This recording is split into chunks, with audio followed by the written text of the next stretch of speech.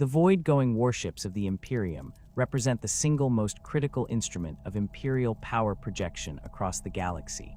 Without these vessels, the Emperor's domains would fragment into isolated pockets of humanity, each world left vulnerable to the predations of Xenos, heretics, and worse. The term Imperial Fleet encompasses far more than the warships of the Navis Imperialis alone. 3 distinct naval powers operate under the aegis of the Imperium, each jealously guarding its independence while theoretically working toward the common goal of humanity's survival. These are the Navis Imperialis itself, the Basilican Astra of the Adeptus Mechanicus, and the chapter fleets maintained by the Adeptus Astartes. Understanding the Imperial fleet requires understanding that no single authority commands all 3, and that coordination between them remains a constant source of friction, political maneuvering, and occasional outright conflict. The Navis Imperialis constitutes the largest of these 3 forces by orders of magnitude. Its warships patrol the space lanes, escort merchant convoys, suppress piracy, and form the backbone of Imperial military might during major campaigns. The Navy answers to the High Lords of Terra through a chain of command that begins with the Lord High Admiral of the Imperium, one of the 12 High Lords who sits in judgment over humanity's fate. Below this supreme commander, the Navy divides its strength according to the 5 Segmentum Fortress commands that partition the galaxy. Each Segmentum maintains its own battle fleet, commanded by a Lord High Admiral of that Segmentum, who wields near absolute authority over naval operations within their territory. Battlefleet Solar guards the Segmentum Solar and the approaches to Holy Terra itself. Battlefleet Obscurus maintains control over the northwestern reaches of the galaxy. Battlefleet Pacificus patrols the western fringe. Battlefleet Tempestus secures the turbulent southern regions. Battlefleet Ultima, the largest and most heavily reinforced of all battlefleets, faces the constant threat of Hive fleet incursions and the horrors emerging from the eastern fringe.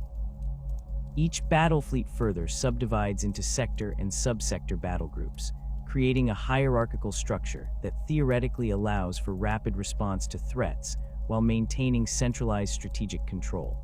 In practice, the vast distances involved and the unreliable nature of warp travel mean that local commanders often operate with considerable autonomy. A sector Lord Admiral might not receive orders from their Segmentum command for months or even years, forcing them to make strategic decisions that can affect billions of lives without higher approval. This necessary independence creates a Navy culture that values aggressive decision-making and personal initiative, though it also enables ambitious officers to pursue their own agendas with minimal oversight. The Basilican Astra operates according to entirely different principles. The Adeptus Mechanicus maintains its own fleet of warships, ranging from explorator vessels pushing into unknown regions of space to heavily armed Arc Mechanicus ships that serve as mobile forge worlds. These vessels answer only to the Fabricator General of Mars and the ruling councils of individual forge worlds. The Mechanicus jealously guards its independence from the Navis Imperialis, citing the ancient Treaty of Mars that guaranteed the Mechanicus autonomy in exchange for supplying the Imperium with weapons and technology. Mechanicus warships bear different designations than Navy vessels, employ distinct tactical doctrines emphasizing overwhelming firepower over maneuverability, and crew their ships with tech priests, servitors, and scutari rather than standard Imperial Navy personnel. The relationship between the Basilican Astra and Navis Imperialis remains cordial in theory but strained in practice, with both organizations competing for resources, shipyard access, and strategic priority. The chapter fleets of the Adeptus Astartes represent the 3rd pillar of Imperial naval power. Each Space Marine chapter maintains its own fleet of strike cruisers, battle barges, and escort vessels necessary for deploying their warriors across the galaxy. These fleets answer to no authority save their own chapter masters. The Space Marines' independence from Imperial command structures stems from the reforms implemented after the Horus Heresy, when the legions were broken into smaller chapters, specifically to prevent any single commander from wielding the combined military might that allowed Horus to nearly destroy the Imperium. Chapter fleets typically number between a handful and several dozen warships, depending on the chapter's resources and strategic needs. Chapters like the Ultramarines maintain substantial fleets capable of independent operations across multiple star systems simultaneously, while other chapters possess only enough vessels to transport their warriors to war zones and provide orbital support. The command structure of each naval force reflects fundamentally different organizational philosophies. The Navis Imperialis maintains a rigid hierarchy based on seniority, political connections, and command competence, though not necessarily in that order. Officers progress through the ranks from ensign to lieutenant, commander, captain, and eventually admiral if they survive long enough and demonstrate sufficient skill or connections. Flag officers command flotillas, battle groups, and entire sector fleets, with Lord Admirals wielding authority over multiple sectors.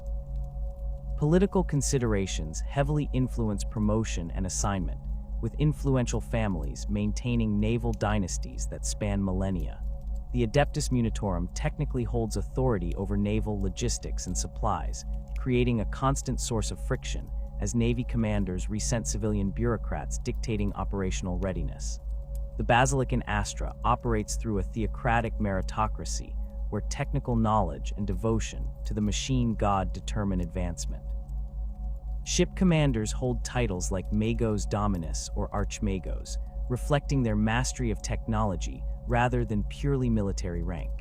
Mechanicus vessels often blur the line between warship and research platform, with commanders pursuing technological recovery or investigation as primary objectives rather than purely military goals. This creates situations where Mechanicus ships refuse Navy requests for support because their commanders prioritize recovering archaeotech over tactical considerations that seem obvious to Navy officers. Space Marine chapter fleets answer solely to their chapter command, typically consisting of the chapter master, his captains, and the chapter's senior officers. Space Marine vessels serve as force projection platforms first and warships second. Their crews include chapter serfs drawn from the chapter's home world or recruiting worlds, individuals who consider service aboard a Space Marine vessel, the highest honor achievable for those who cannot become Astartes themselves. Chapter fleet commanders coordinate directly with company captains to deliver their warriors exactly where needed, prioritizing speed and precision over the attritional warfare that characterizes much of Navy doctrine.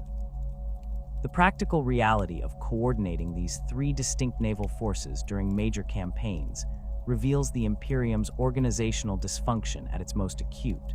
When the Adeptus Munitorum declares a crusade or major military operation, it theoretically coordinates all Imperial military assets toward common objectives.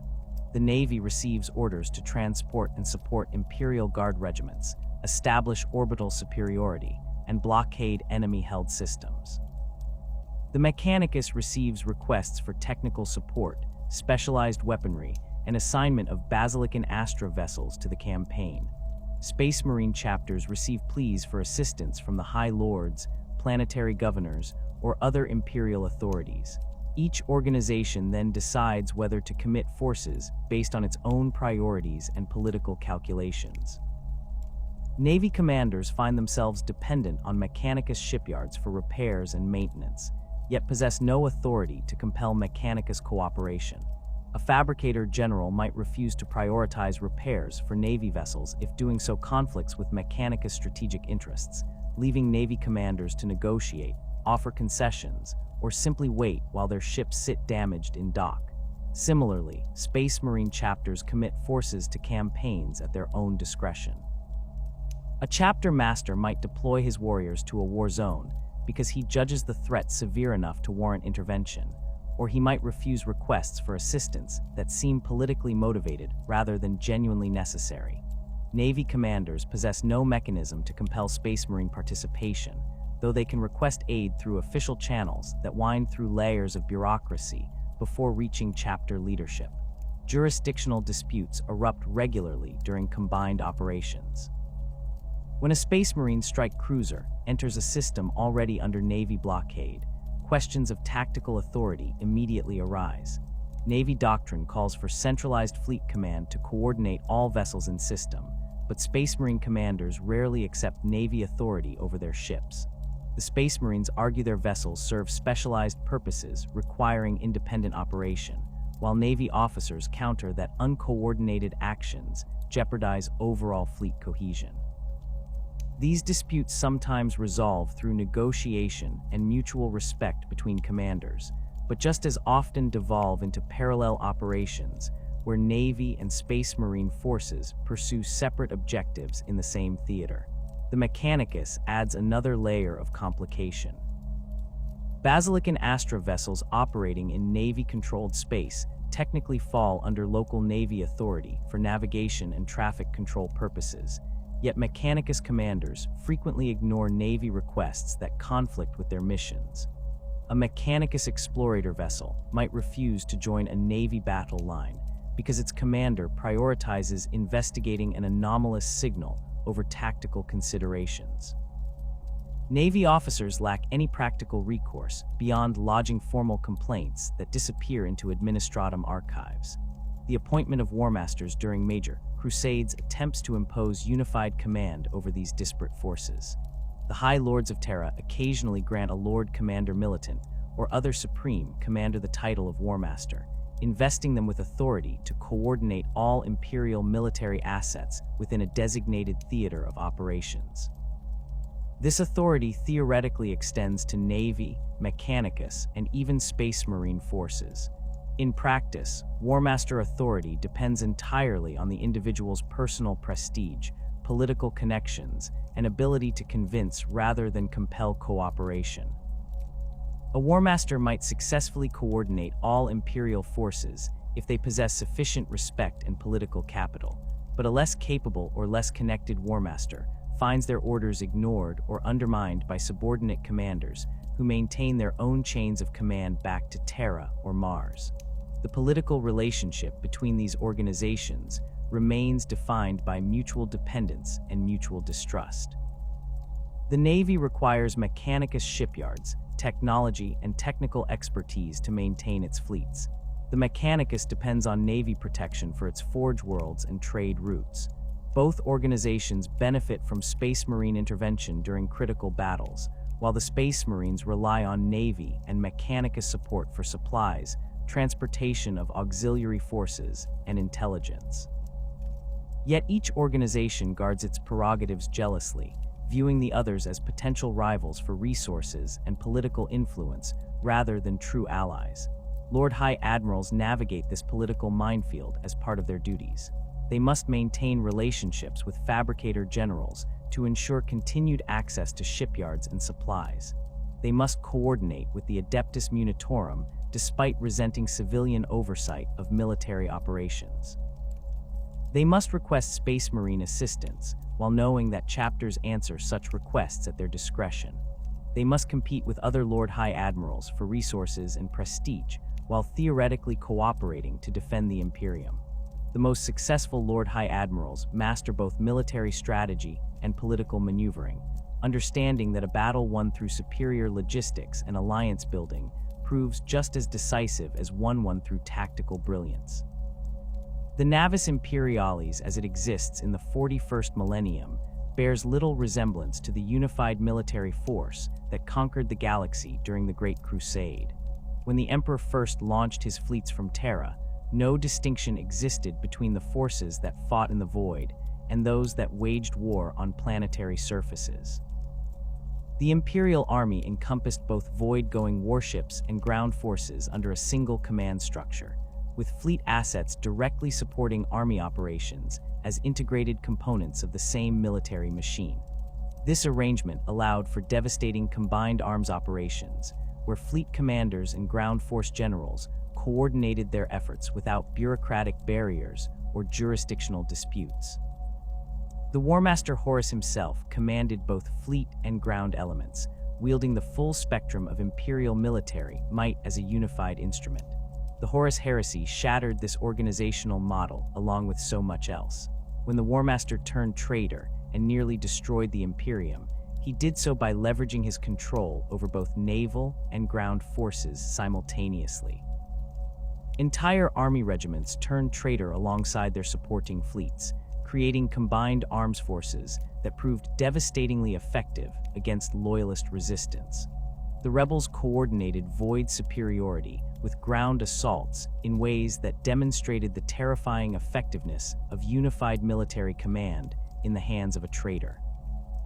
After the Emperor's internment in the Golden Throne and the end of the heresy, Roboute Guilliman and the other surviving Primarchs instituted sweeping military reforms designed to prevent any future commander from wielding such concentrated power.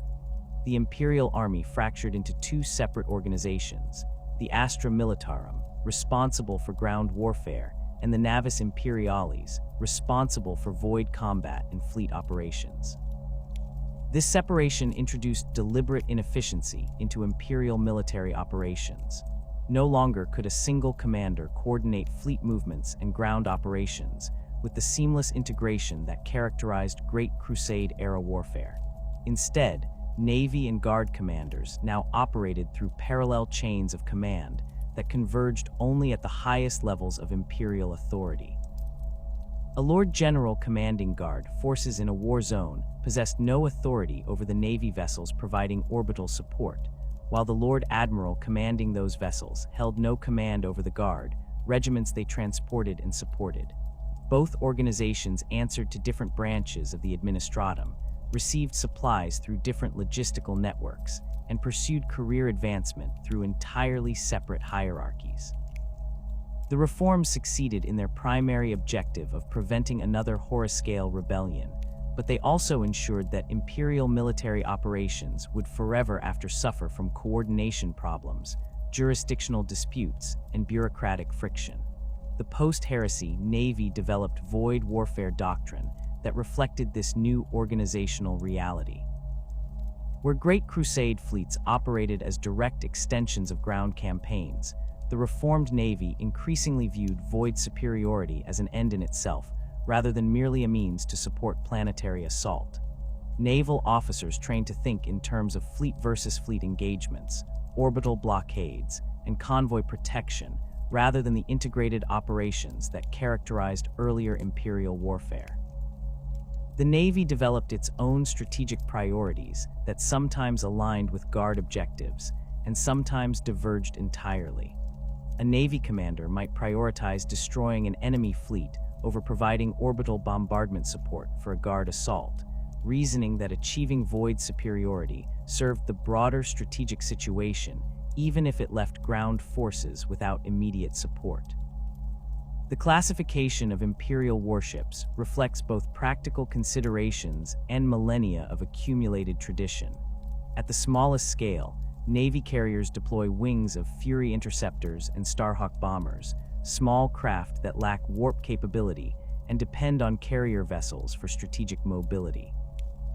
These fighters and bombers serve critical roles in fleet engagements, screening larger vessels from enemy ordnance and striking at enemy ships with precision attacks that capital ship weapons cannot match. Navy doctrine calls for fighter screens to intercept incoming torpedo spreads and bomber wings to exploit breaches in enemy void shields, though the effectiveness of these small craft varies wildly depending on pilot quality and tactical circumstances. Escort vessels form the next tier of Navy strength. Frigates, destroyers, and corvettes serve as the workhorses of Imperial naval power, patrolling trade routes, hunting pirates, and providing screening elements for larger fleet formations. A Sword-class frigate stretches roughly 1.5 kilometers from prow to stern, mounting a single weapons battery and torpedo tubes along with the plasma drives and Geller field generators necessary for warp travel. Cobra-class destroyers sacrifice some armor and weaponry for increased speed, making them ideal for rapid response missions and hit-and-run attacks. Firestorm-class frigates mount lance weapons that can punch through enemy shields with focused energy beams. These escorts rarely operate individually, instead forming squadrons of 3 to 6 vessels that combine their firepower and coordinate their movements under the command of a squadron commander, holding the rank of captain or commander. Cruisers represent the backbone of Imperial naval strength. Light cruisers like the Dauntless-class measure 3 to 4 kilometers in length and mount weapons batteries on both port and starboard flanks, along with prow-mounted lances or torpedoes. A Dauntless can operate independently for extended periods, possessing sufficient firepower to destroy escort squadrons and enough armor to survive engagement with heavier vessels long enough to disengage. Standard cruisers like the Lunar-class and Gothic-class span 4 to 5 kilometers and mount significantly heavier armament. A Lunar-class cruiser carries weapons batteries capable of reducing enemy escorts to wreckage with single broadsides, while its lance batteries strike at targets beyond conventional weapons range. Gothic-class cruisers sacrifice some lance capability for additional torpedo tubes, allowing them to unleash devastating spreads of ship-killing ordnance.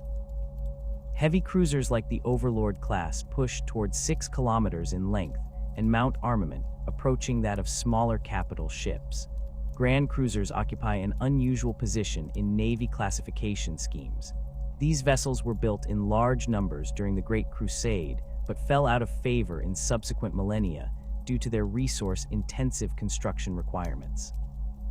An Avenger-class Grand Cruiser measures 7 to 8 kilometers long and mounts firepower exceeding that of heavy cruisers, while maintaining the speed and maneuverability that capital ships sacrifice for raw power.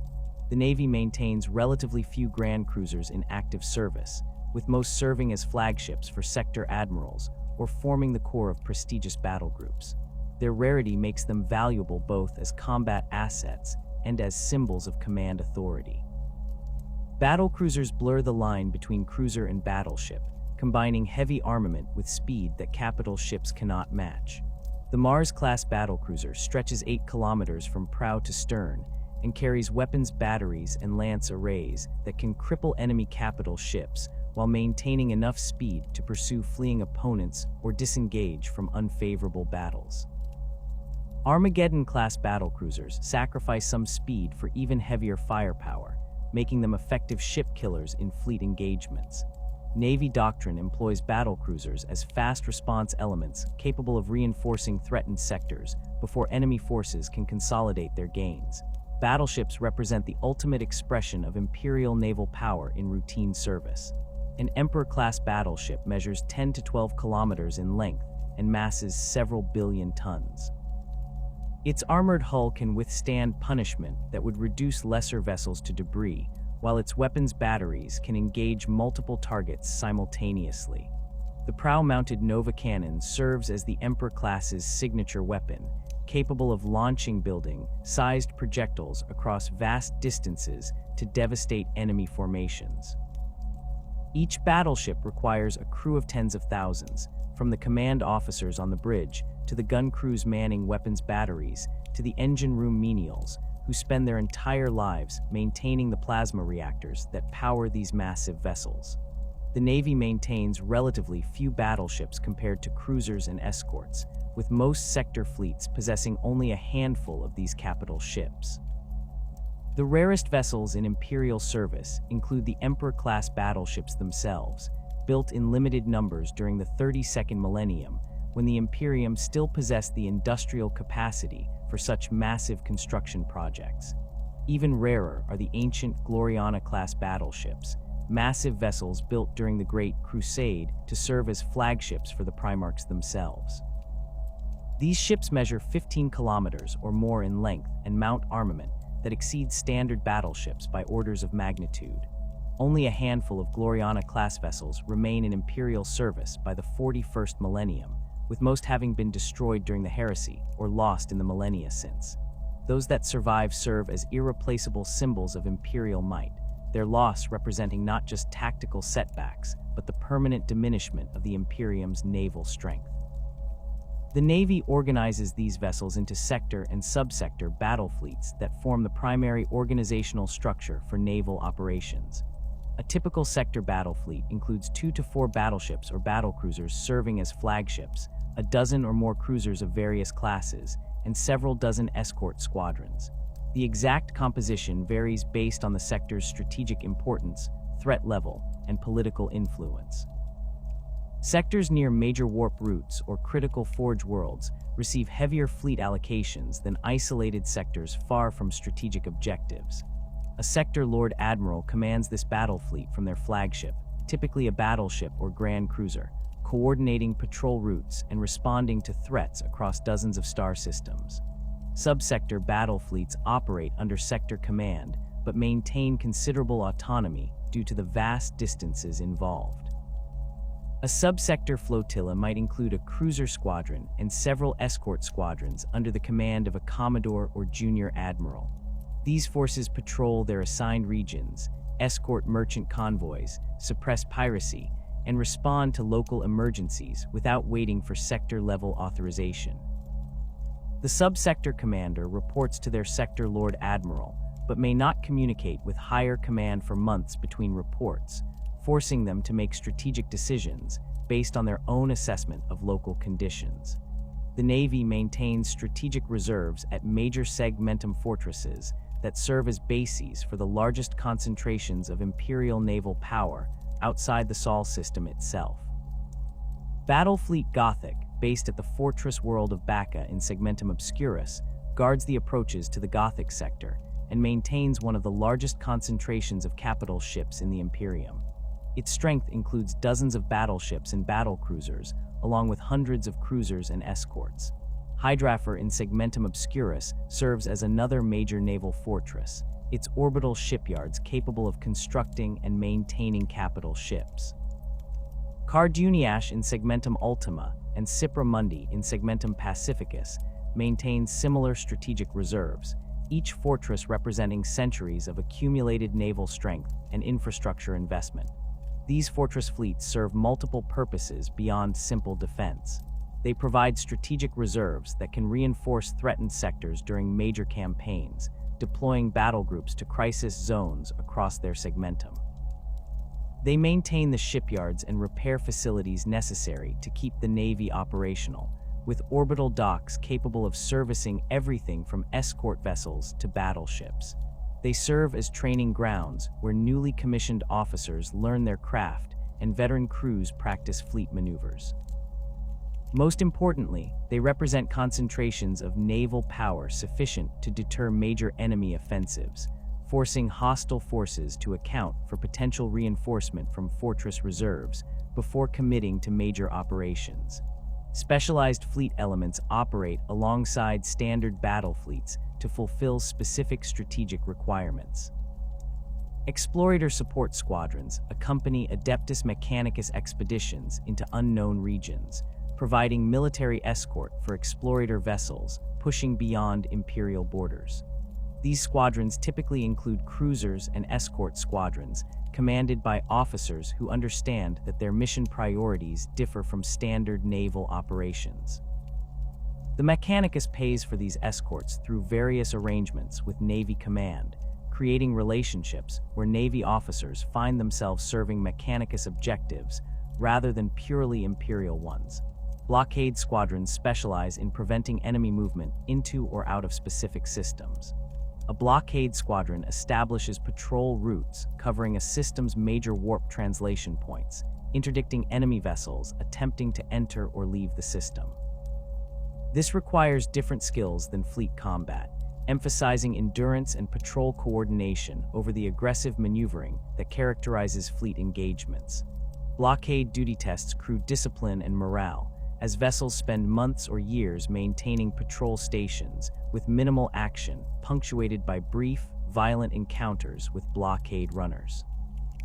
Reserve fleets maintain vessels in various states of readiness, from active reserve ships that can deploy within weeks to mothballed vessels requiring months of reactivation.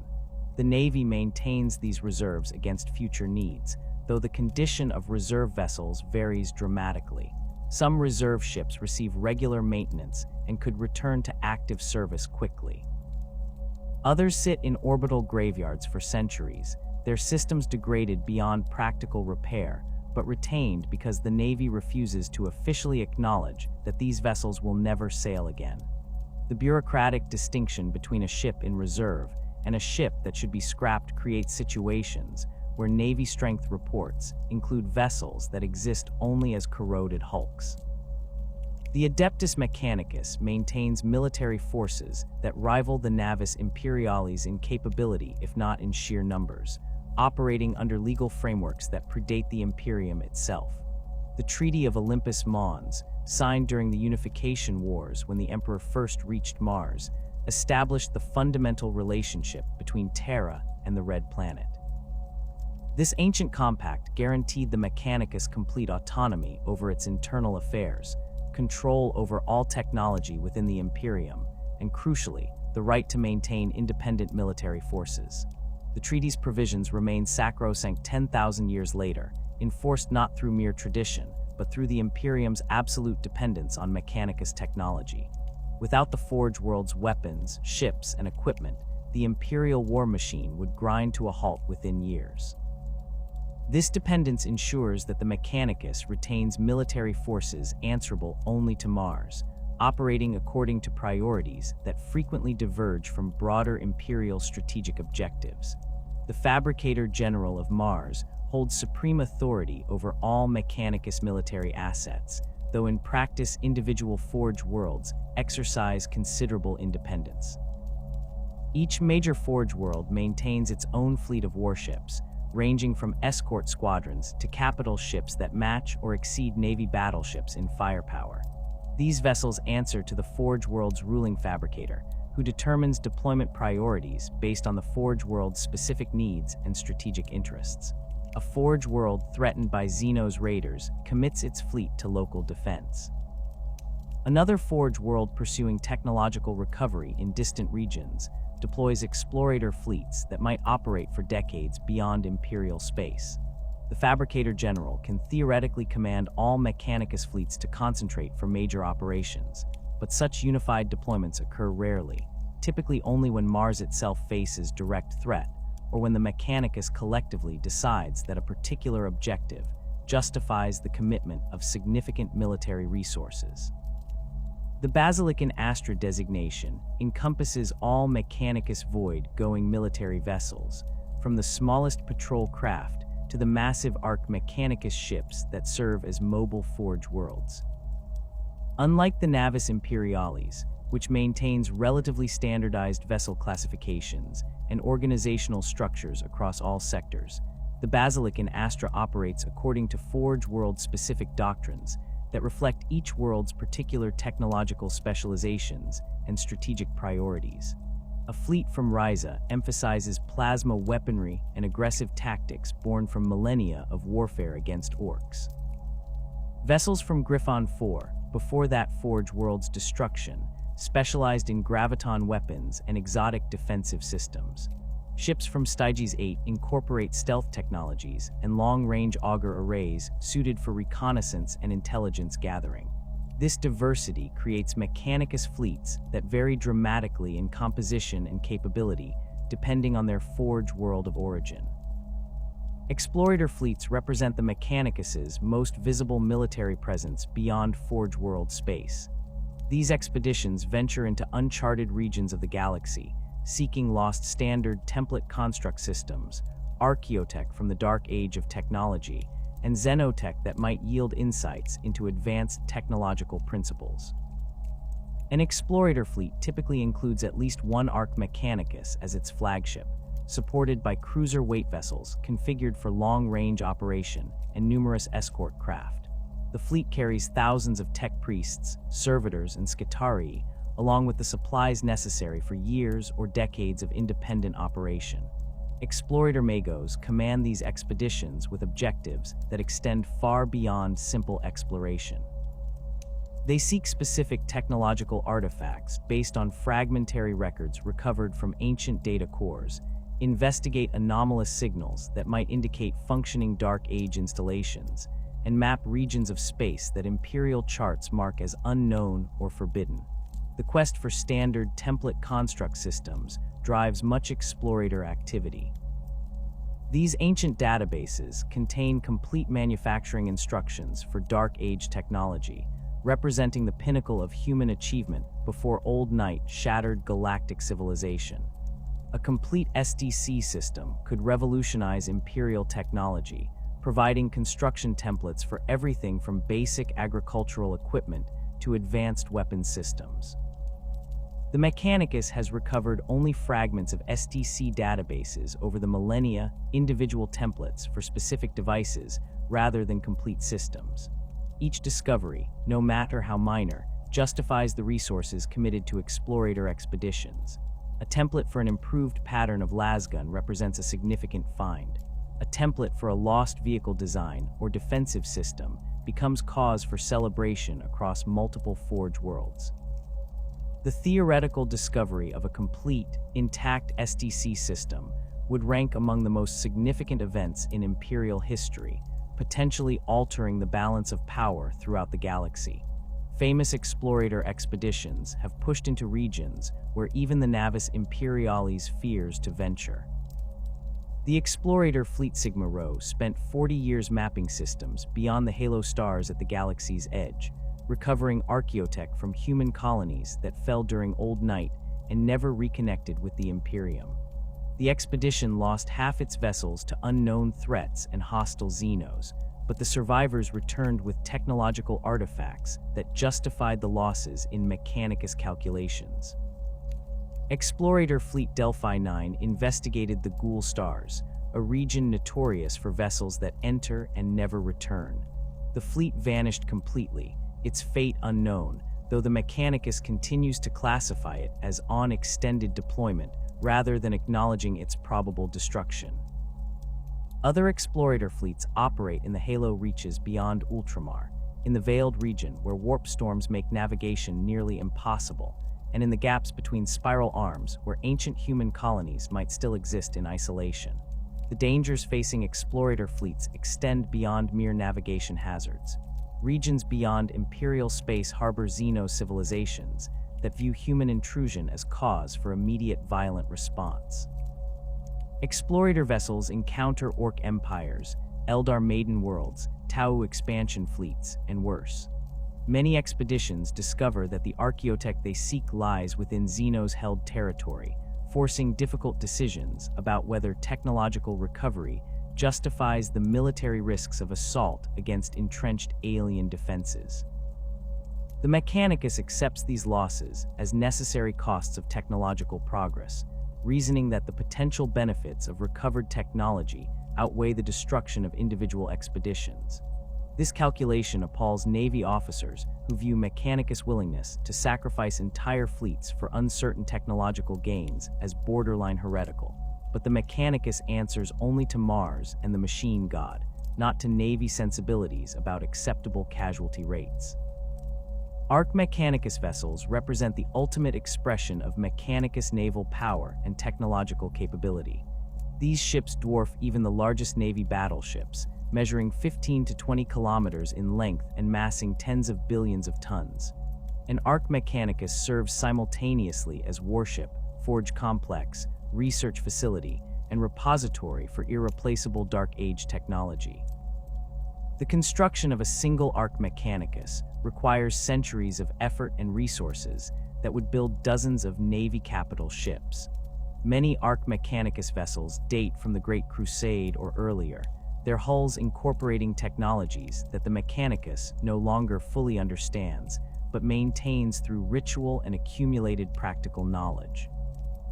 The oldest Arcs incorporate systems from the Dark Age itself, making them mobile museums of lost technological achievement as much as functional warships. The Speranza serves as perhaps the most famous Arc Mechanicus still in service during the 41st millennium. This vessel participated in the Horus Heresy and survived 10,000 years of continuous operation, its data cores containing technological information spanning human history from the Dark Age through the present. The Speranza measures nearly 20 kilometers long, its hull mounting weapons batteries that can reduce enemy capital ships to scrap, and more exotic armaments, including chrono weapons that manipulate time itself around their targets. The vessel's machine spirit possesses near-sentient awareness, communicating with its tech priest crew through data streams and manifesting what some observers describe as distinct personality traits. Other notable Arc Mechanicus vessels include the Omnissiah's Victory, flagship of Explorator Fleet Designate 32, and the Adamant Ciborium, which guards the approaches to Mars itself as part of the Forge world's defensive fleet. Arc Mechanicus vessels serve strategic purposes that extend beyond their immediate military capabilities.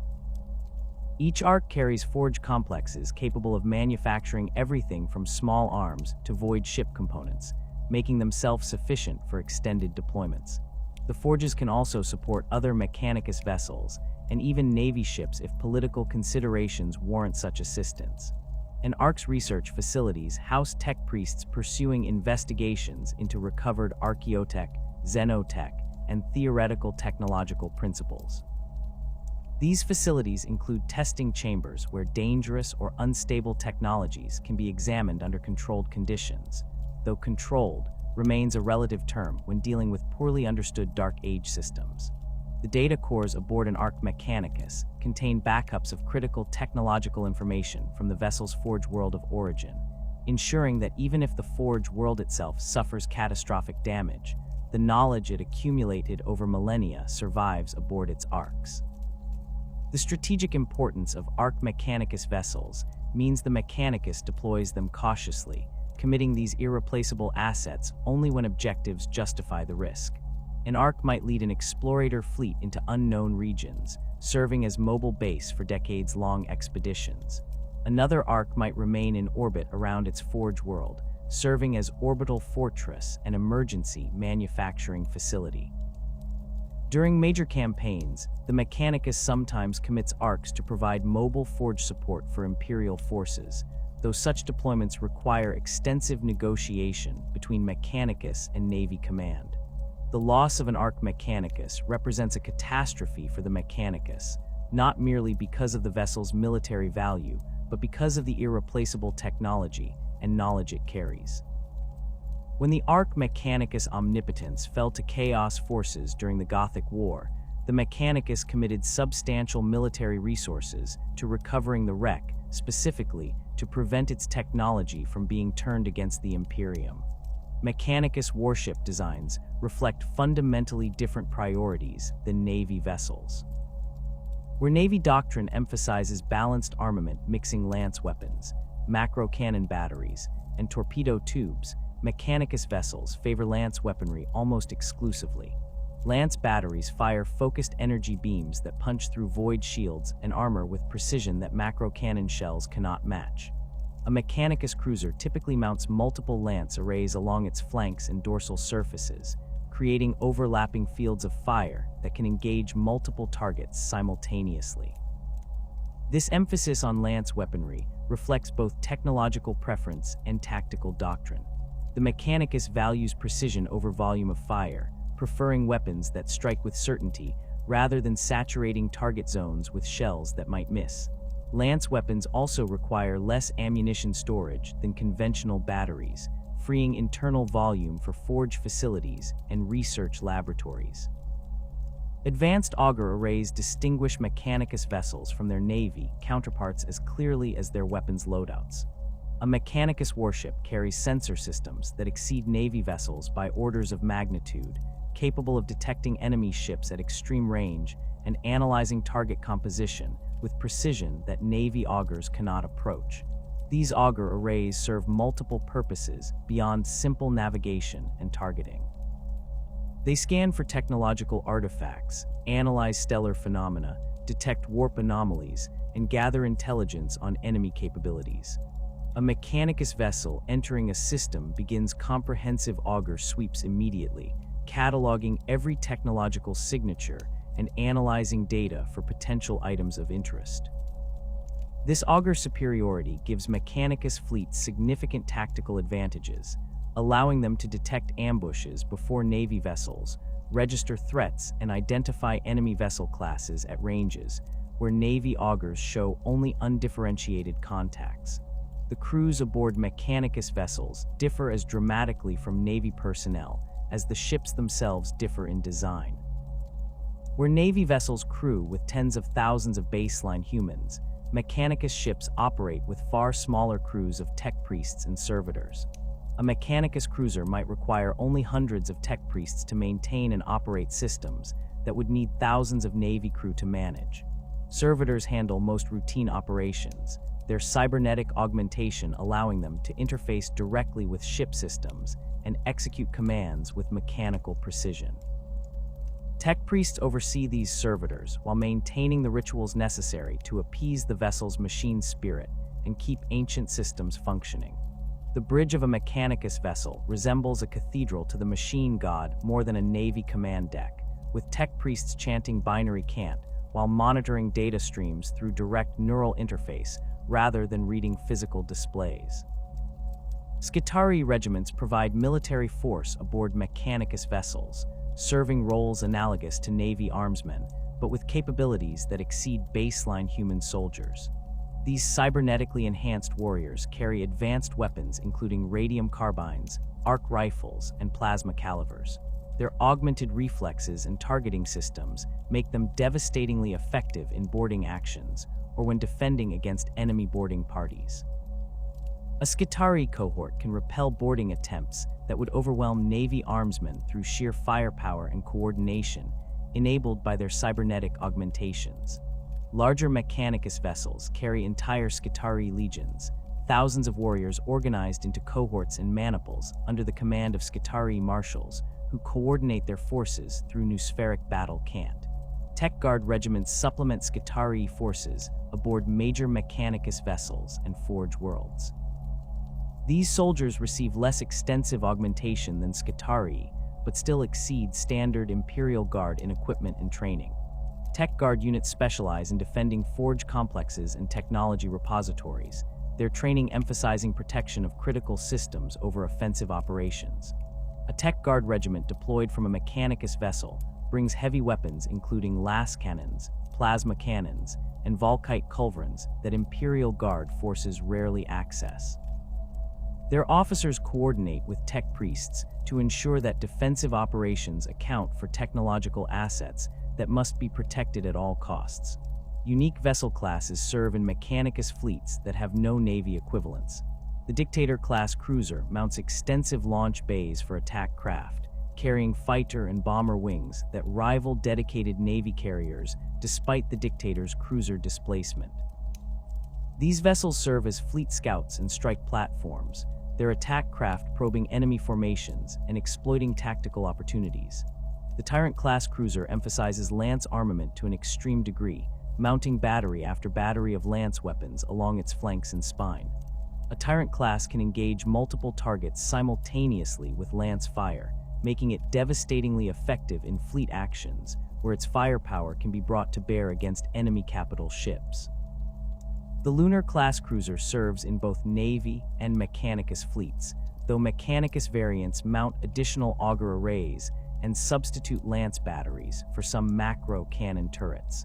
The relationship between Basilic and Astra vessels and Navy ships during combined operations remains complicated by jurisdictional questions and divergent priorities. A Mechanicus fleet operating in Navy-controlled space technically falls under local Navy authority for navigation purposes, but Mechanicus commanders routinely ignore Navy instructions that conflict with their missions. When a Navy admiral requests Mechanicus support for a fleet action, the Mechanicus commander evaluates the request based on whether participation serves Mechanicus interests, rather than feeling obligated to support Imperial military operations. This creates situations where Mechanicus vessels refuse to engage enemy forces that Navy doctrine would consider priority targets, instead pursuing technological objectives that seem incomprehensible to Navy officers. A Mechanicus cruiser might break formation during a fleet engagement to investigate an anomalous signal, leaving Navy vessels without expected support because the Mechanicus commander prioritizes potential archaeotech recovery over tactical coordination. The Mechanicus justifies this independence through the Treaty of Olympus Mons and its monopoly on technology. Navy commanders who protest Mechanicus' refusal to follow orders find themselves reminded that their fleets depend entirely on Mechanicus shipyards for maintenance and repair. A Forge world can deny Navy vessels access to its repair facilities, leaving damaged ships unable to return to service. This leverage ensures that Navy complaints about Mechanicus independence rarely escalate beyond formal protests that both sides understand carry no practical consequences. The Mechanicus operates its fleets according to its own strategic calculus, cooperating with Navy forces when doing so serves Mechanicus interests and ignoring Navy requests otherwise. The Space Marines maintain void-going capabilities that operate under entirely different constraints than either the Navis Imperialis or the Basilican Astra, where the Navy fields thousands of vessels across hundreds of sectors, and the Mechanicus deploys fleets according to Forge World priorities. Each Space Marine chapter operates a small fleet optimized for a single purpose, delivering the Emperor's finest warriors to battlefields across the galaxy with overwhelming speed and precision. These fleets answer to no authority beyond their chapter masters, maintain operational independence that even the High Lords of Terra cannot override, and pursue strategic objectives determined solely by chapter leadership. The legal framework supporting this independence stems from the same post-heresy reforms that separated the Imperial Army into distinct Navy and Guard organizations. When Robute Guilliman authored the Codex Astartes in the aftermath of the heresy, he established not just the organizational structure of Space Marine chapters, but also the limitations on their military assets designed to prevent any single chapter from wielding the overwhelming power that the traitor legions had turned against the Imperium. The Codex Astartes specifies that a standard Codex-compliant chapter should maintain approximately 2 to 3 strike cruisers and 6 to 8 rapid strike vessels as its primary void-going assets. This allocation provides sufficient naval strength for a chapter to deploy its companies independently across multiple war zones, while preventing any single chapter from accumulating the fleet resources necessary to pose a strategic threat to Imperial stability. A chapter with 1,000 battle brothers organized into 10 companies can deploy multiple company strength forces simultaneously using this fleet allocation, with each strike cruiser capable of transporting and supporting a full company of Space Marines along with their vehicles and equipment. The rapid strike vessels serve as escorts and independent deployment platforms for smaller strike forces, typically carrying between 50 and 100 Space Marines along with their support elements. This Codex limitation reflects hard lessons learned during the heresy.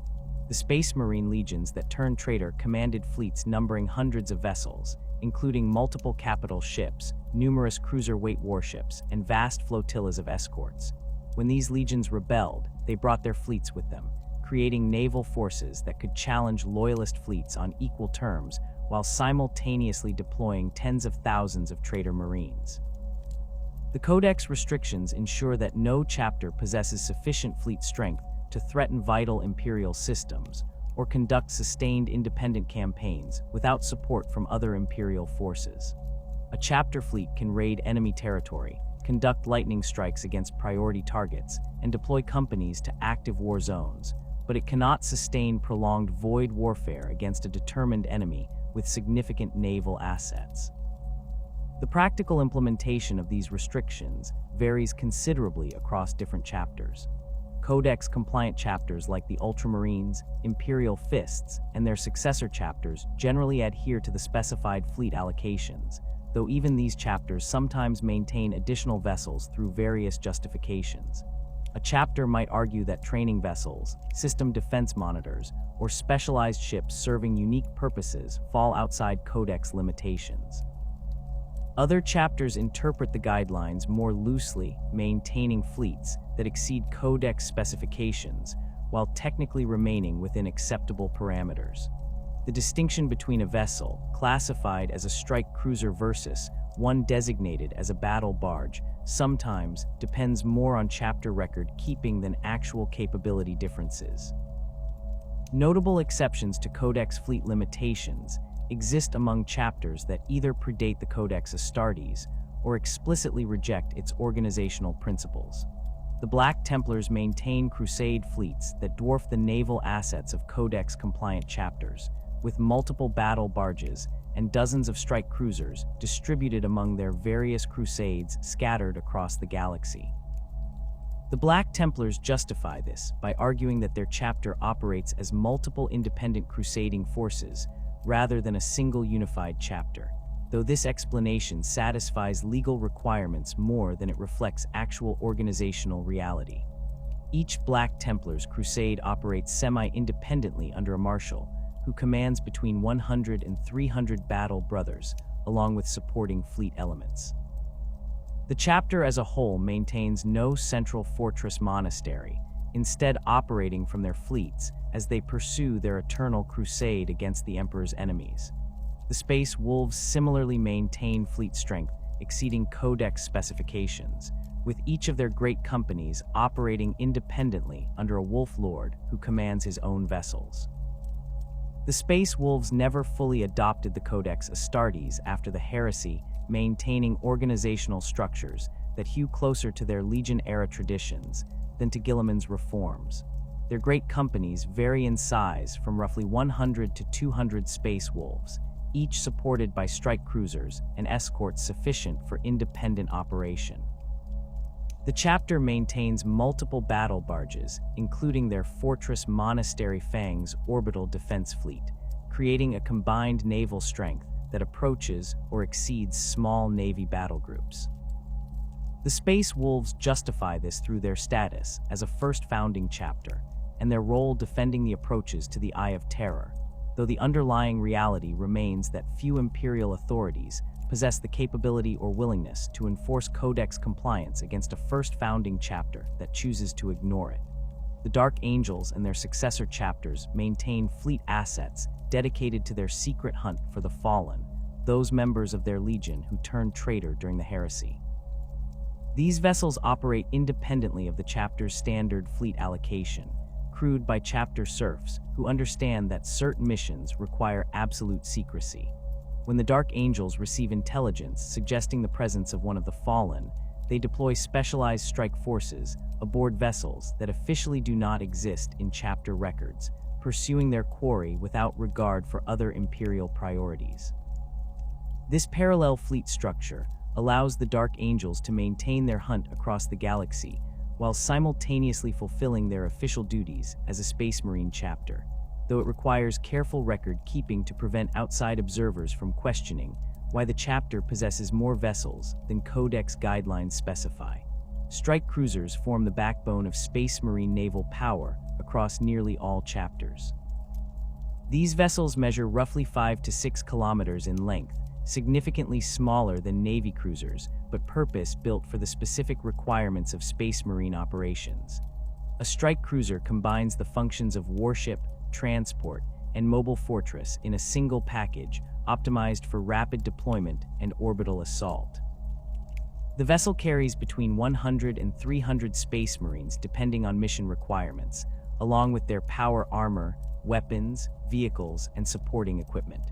Thunderhawk gunships fill the strike cruiser's launch bays, ready to deploy at a moment's notice to deliver Space Marines directly to planetary surfaces or to enemy vessels. Drop pod launch tubes line the strike cruiser's ventral hull, each tube containing a single drop pod capable of carrying 10 fully armored Space Marines through orbital insertion directly into combat zones. The dual role of strike cruisers, as both warships and deployment platforms, drives their design characteristics. Unlike Navy cruisers that optimize for ship-to-ship combat, strike cruisers prioritize bombardment capabilities and defensive systems over pure offensive firepower. A strike cruiser's weapons batteries focus on providing orbital fire support for ground operations, rather than engaging enemy capital ships in extended void combat. The bombardment cannons mounted along a strike cruiser's flanks can reduce enemy fortifications to rubble from orbit, their shells guided by Space Marine spotters on the ground to strike with precision that Navy orbital bombardment rarely achieves. Lance batteries provide the strike cruiser with anti-ship capability sufficient to engage enemy escorts and defend against larger vessels long enough to complete deployment operations and disengage. The armor protecting a strike cruiser reflects Space Marine priorities of survivability over speed. These vessels sacrifice the maneuverability that Navy cruisers prize in exchange for armored hulls that can withstand tremendous punishment while remaining combat effective. A strike cruiser pushes through enemy fire to reach orbital insertion positions, its armor absorbing hits that would cripple Navy vessels of similar displacement.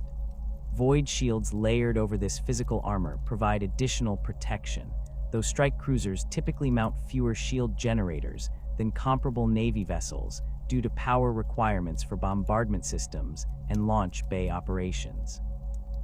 The combination of heavy armor and adequate shielding makes strike cruisers remarkably difficult to destroy, allowing them to operate in hostile orbital environments where Navy vessels would require fleet support. Comparing strike cruisers to Navy cruisers reveals fundamental differences in design philosophy and operational doctrine.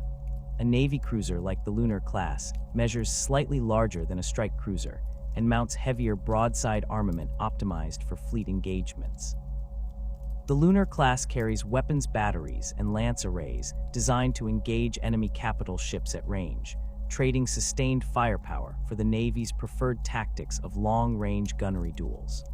A strike cruiser engaging a Navy cruiser in conventional void combat would find itself outgunned, as the Navy vessel brings more weapons to bear and maintains better firing solutions through superior maneuverability.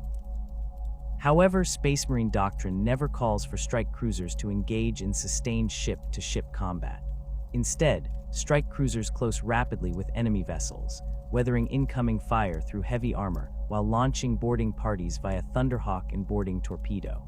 Once Space Marines breach an enemy vessel's hull, the engagement shifts from void combat to close quarters battle, where the Emperor's finest warriors hold overwhelming advantage. The crews aboard strike cruisers consist entirely of chapter serfs, who consider their service the highest honor achievable for those who cannot become Space Marines themselves. These serfs come from the chapter's recruiting worlds or from families who have served the chapter for generations, their loyalty to the chapter absolute, and their training specialized for Space Marine vessel operations. A strike cruiser operates with a crew of several thousand serfs who maintain the vessel systems, crew its weapons batteries, and handle routine operations under the supervision of a handful of Space Marines who serve as the vessel's command staff.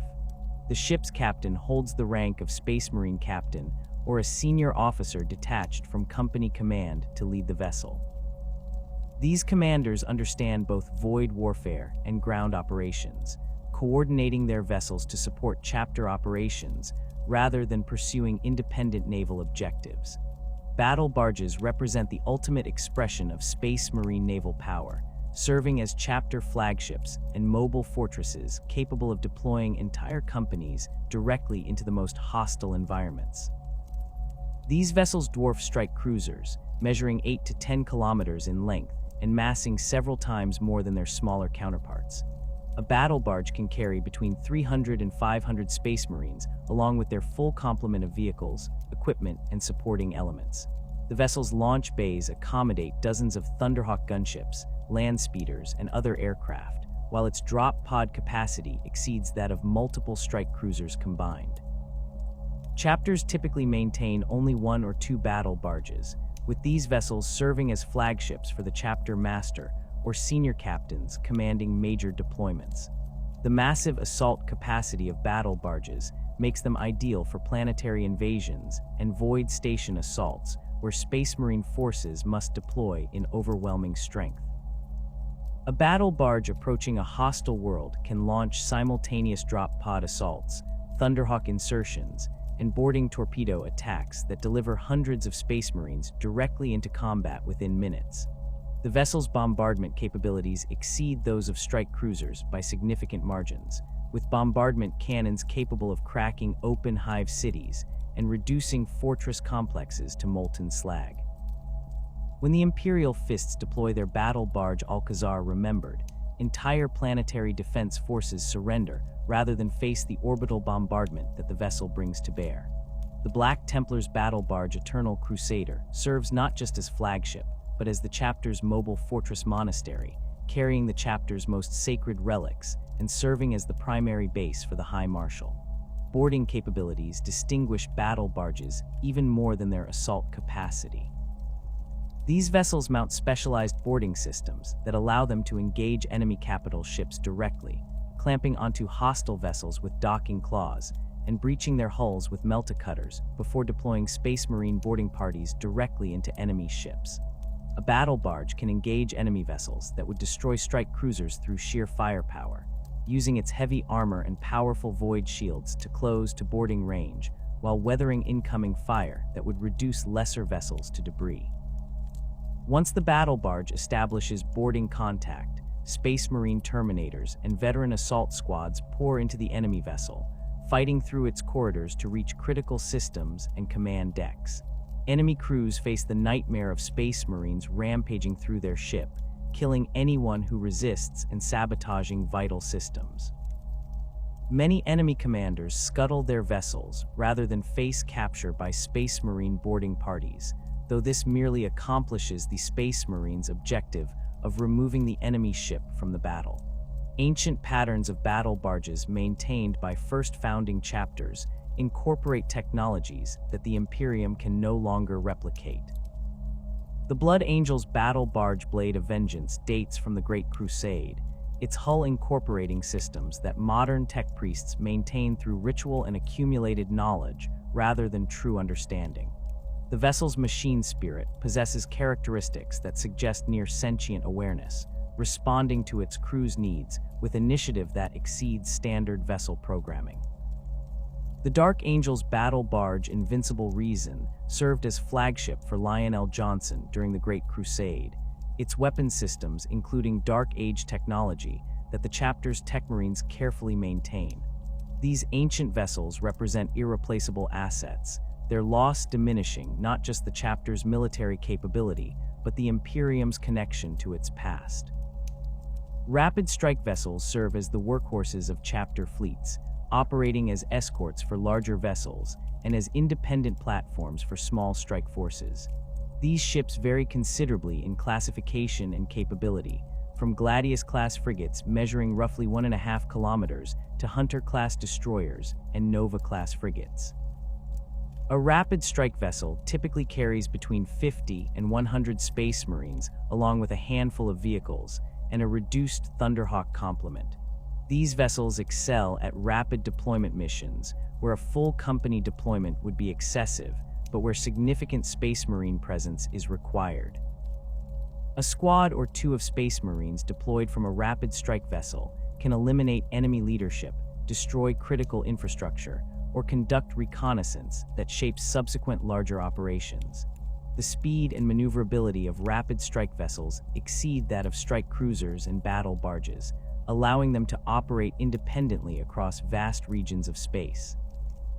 A chapter might deploy rapid strike vessels to patrol its recruiting worlds, respond to distress calls from Imperial authorities, or hunt enemy raiders operating in the chapter's territory. These vessels also serve as scouts for larger chapter fleet operations, pushing ahead of strike cruisers to gather intelligence on enemy dispositions and identify priority targets. During fleet engagements, rapid strike vessels screen larger chapter vessels from enemy escorts and torpedo attacks, their weapons batteries eliminating threats before they can close with the chapter's capital ships. Thunderhawk gunships represent the primary tactical deployment platform for Space Marines conducting planetary assault operations. These heavily armored attack craft measure roughly 20 meters in length and can carry a full squad of 10 Space Marines, along with their equipment directly from orbit to planetary surface. A Thunderhawk's armament includes heavy bolters, las cannons, and battle cannons that provide fire support during insertion and extraction operations. The craft's armor withstands ground fire that would destroy conventional aircraft, allowing Thunderhawks to operate in contested airspace where Navy aircraft would require fighter escort. Space Marine pilots fly these craft with skill enhanced by their superhuman reflexes and decades of experience, conducting combat insertions into landing zones under heavy fire and extracting squads from combat zones with precision that regular human pilots could not match. Boarding torpedoes provide Space Marines with specialized equipment for void warfare focused on close assault rather than conventional ship-to-ship combat. These massive projectiles measure 10 to 15 meters in length and carry between 5 and 10 Space Marines in armored compartments. The torpedo launches from specialized tubes, accelerating toward enemy vessels at speeds that make interception difficult. Upon impact, the boarding torpedo's melta-cutters breach the enemy hull, creating an entry point through which the Space Marines deploy directly into the enemy vessel. The initial breach often occurs in critical areas like engineering spaces or command decks, with Space Marines emerging into shocked enemy crews who have seconds to respond before the Emperor's warriors begin their assault. Boarding torpedo attacks prove devastatingly effective against enemy capital ships, as even a handful of Space Marines loose inside a vessel can cause catastrophic damage to vital systems. Drop pods represent the ultimate expression of Space Marine planetary assault doctrine. These single-use deployment vehicles launch from orbit, their heat shields protecting the 10 Space Marines inside during atmospheric entry. Retro rockets fire in the final seconds before impact, slowing the drop pod just enough that its passengers survive the landing. The drop pod sides blow outward upon landing, allowing the Space Marines to deploy immediately into combat. A company-strength drop pod assault delivers 100 Space Marines directly into combat within minutes of launch, their pods landing in coordinated patterns that allow squads to support each other while establishing control over key terrain. Enemy forces facing a drop pod assault must deal with Space Marines appearing in their midst without warning, the shock of sudden assault by superhuman warriors often breaking enemy morale before conventional resistance can organize. The Space Marine approach to void warfare prioritizes boarding actions and planetary assault over conventional ship-to-ship combat in ways that Navy officers find difficult to understand. A Navy commander views void combat as a contest of firepower, maneuver, and endurance, where victory goes to the fleet that concentrates superior force against enemy weaknesses. Space Marines view void combat as merely the preliminary phase before the real battle begins. A chapter fleet engaging enemy vessels seeks to close to boarding range as rapidly as possible, using its vessel's heavy armor to survive the approach before launching boarding parties that transform the engagement from void combat to close quarters battle. This doctrine reflects both Space Marine capabilities and limitations. Space Marines excel at close combat, where their superhuman abilities and superior equipment provide overwhelming advantage. They possess limited naval assets compared to dedicated fleet forces, making extended void warfare campaigns impractical for most chapters. When Space Marine fleets coordinate with Navy forces during major campaigns, these doctrinal differences create both opportunities and friction. Navy commanders appreciate Space Marine ability to eliminate enemy capital ships through boarding actions, as a single squad of Space Marines loose inside an enemy battleship can achieve what might require hours of sustained bombardment to accomplish through conventional means. However, Navy officers find Space Marine willingness to close with enemy vessels reckless, as the approach to boarding range exposes Space Marine vessels to concentrated enemy fire. From the Space Marine perspective, accepting damage during the approach represents acceptable cost for achieving boarding contact, as their vessel's heavy armor allows them to survive punishment that would destroy Navy ships. The Navy's preference for long-range gunnery duels seems wasteful to Space Marines, who view extended void combat as squandering time and resources that could be better spent delivering warriors to where they can engage the enemy directly. The independence of chapter fleets from Navy command creates coordination challenges during combined operations. A Space Marine strike cruiser operating in a system under Navy blockade technically falls under local Navy authority for navigation and traffic control, but Space Marine commanders rarely accept Navy tactical direction. When a Navy admiral requests Space Marine support for a fleet engagement, the Space Marine commander evaluates the request based on whether participation serves the chapter's objectives rather than feeling obligated to support Navy operations. This creates situations where Space Marine vessels refuse to join Navy battle lines, instead pursuing independent objectives that Navy commanders consider tactically unsound. A strike cruiser might break away from a fleet engagement to conduct a boarding assault on an enemy flagship, leaving Navy vessels without expected support but potentially eliminating enemy command and control in ways that conventional void combat could not achieve. The void-going assets of the Imperium extend far beyond the battle fleets of the Navy, the forged ships of Mars, and the strike cruisers of the Adeptus Astartes. Countless other vessels ply the space lanes under various authorities, each serving specialized functions that prove essential to Imperial operations despite their lack of prominence in official military hierarchies. These specialist and auxiliary fleets operate under different legal frameworks, answer to different masters, and pursue objectives that sometimes align with broader Imperial strategy and sometimes diverge entirely. Understanding the full scope of Imperial naval power requires examining these supporting elements that enable the Imperium to function across a million worlds. The Inquisition maintains its own naval assets separate from all other Imperial military forces, operating under authority granted directly by the Emperor himself through the ancient charter that established the Inquisition during the aftermath of the Horus Heresy. Inquisitors possess the legal right to requisition any Imperial vessel for their purposes, from Navy battleships to merchant freighters, though exercising this authority requires political capital and often creates friction with the vessel's original commanders. Beyond these requisitioned ships, the Inquisition operates dedicated vessels crewed by personnel answerable only to the Ordos. These ships range from small courier craft that transport individual Inquisitors and their retinues to capital ships mounting armament that rivals Navy cruisers. The black ships of the Adeptus Astra Telepathica represent the most visible component of inquisitorial naval power. These vessels conduct the soul binding, the great tithe of psychers that every world must pay to sustain the Astronomicon and provide the Imperium with sanctioned psychers. The League of Black Ships maintains a fleet of specialized vessels designed specifically for transporting psychers from collection points across the Imperium back to Terra. These ships incorporate extensive psychic shielding and suppression systems necessary to prevent the untrained psychers in their holds from manifesting their powers during transit.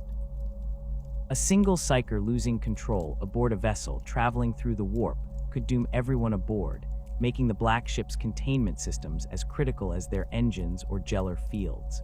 The holds of a black ship contain thousands of individual cells, each designed to hold a single psycher in isolation from their fellows.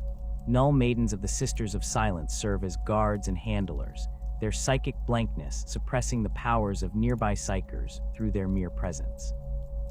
These pariahs move through the holds without fear of psychic attack, their anti-psychic aura causing physical discomfort to the psychers they guard, but ensuring that no psychic manifestation can threaten the vessel. The conditions aboard black ships during transit remain deliberately harsh, as the Imperium prioritizes security over the comfort of individuals who might at any moment transform into gates through which demons could pour into real space. Many psychers die during the journey to Terra, their bodies disposed of through airlocks, while the survivors continue toward their fate. The journey of a black ship follows routes that connect collection points across multiple sectors, each stop adding more psychers to the holds, until the vessel carries its full complement of 10,000 or more souls. The ships travel in convoys escorted by Navy frigates, assigned to protect these critical vessels from pirate attack or worse. The loss of a black ship represents not just the destruction of a valuable vessel, but the waste of thousands of psychers whose powers could have served the Imperium. Enemy forces understand this, making black ships priority targets when encountered. Chaos warbands hunt these vessels specifically, seeking to corrupt the psychers aboard and turn them into weapons against the Imperium. Drukhari raiders prize psychers as particularly valuable slaves, making black ships targets for their hit-and-run attacks. Upon reaching Terra, black ships dock at the orbital facilities surrounding the Imperial Palace, where their cargoes undergo processing by the Adeptus Astra Telepathica. The strongest psychers face the soul binding, a ritual that links their souls to the Emperor and allows them to serve as astropaths transmitting messages across the Imperium. Those who survive the ritual emerge changed, their eyes burned from their sockets by the psychic connection, but their powers now sanctioned and controlled. Weaker psychers serve other purposes, from staffing the Scholastica Psychona to providing psychic support for various Imperial institutions. The weakest and those judged too dangerous for any useful purpose face a different fate, their souls fed to the Emperor to sustain his psychic presence and keep the Astronomicon burning. The black ships then depart Terra to begin the cycle again, an endless circuit that has continued for 10,000 years. Beyond the black ships, individual Inquisitors maintain personal vessels suited to their specific needs and methods. An Inquisitor of the Ordo Xenos might operate a fast courier equipped with extensive auger arrays for tracking alien movements across multiple systems. These vessels sacrifice armament for speed and sensor capability, relying on stealth and maneuverability rather than firepower to survive encounters with hostile forces.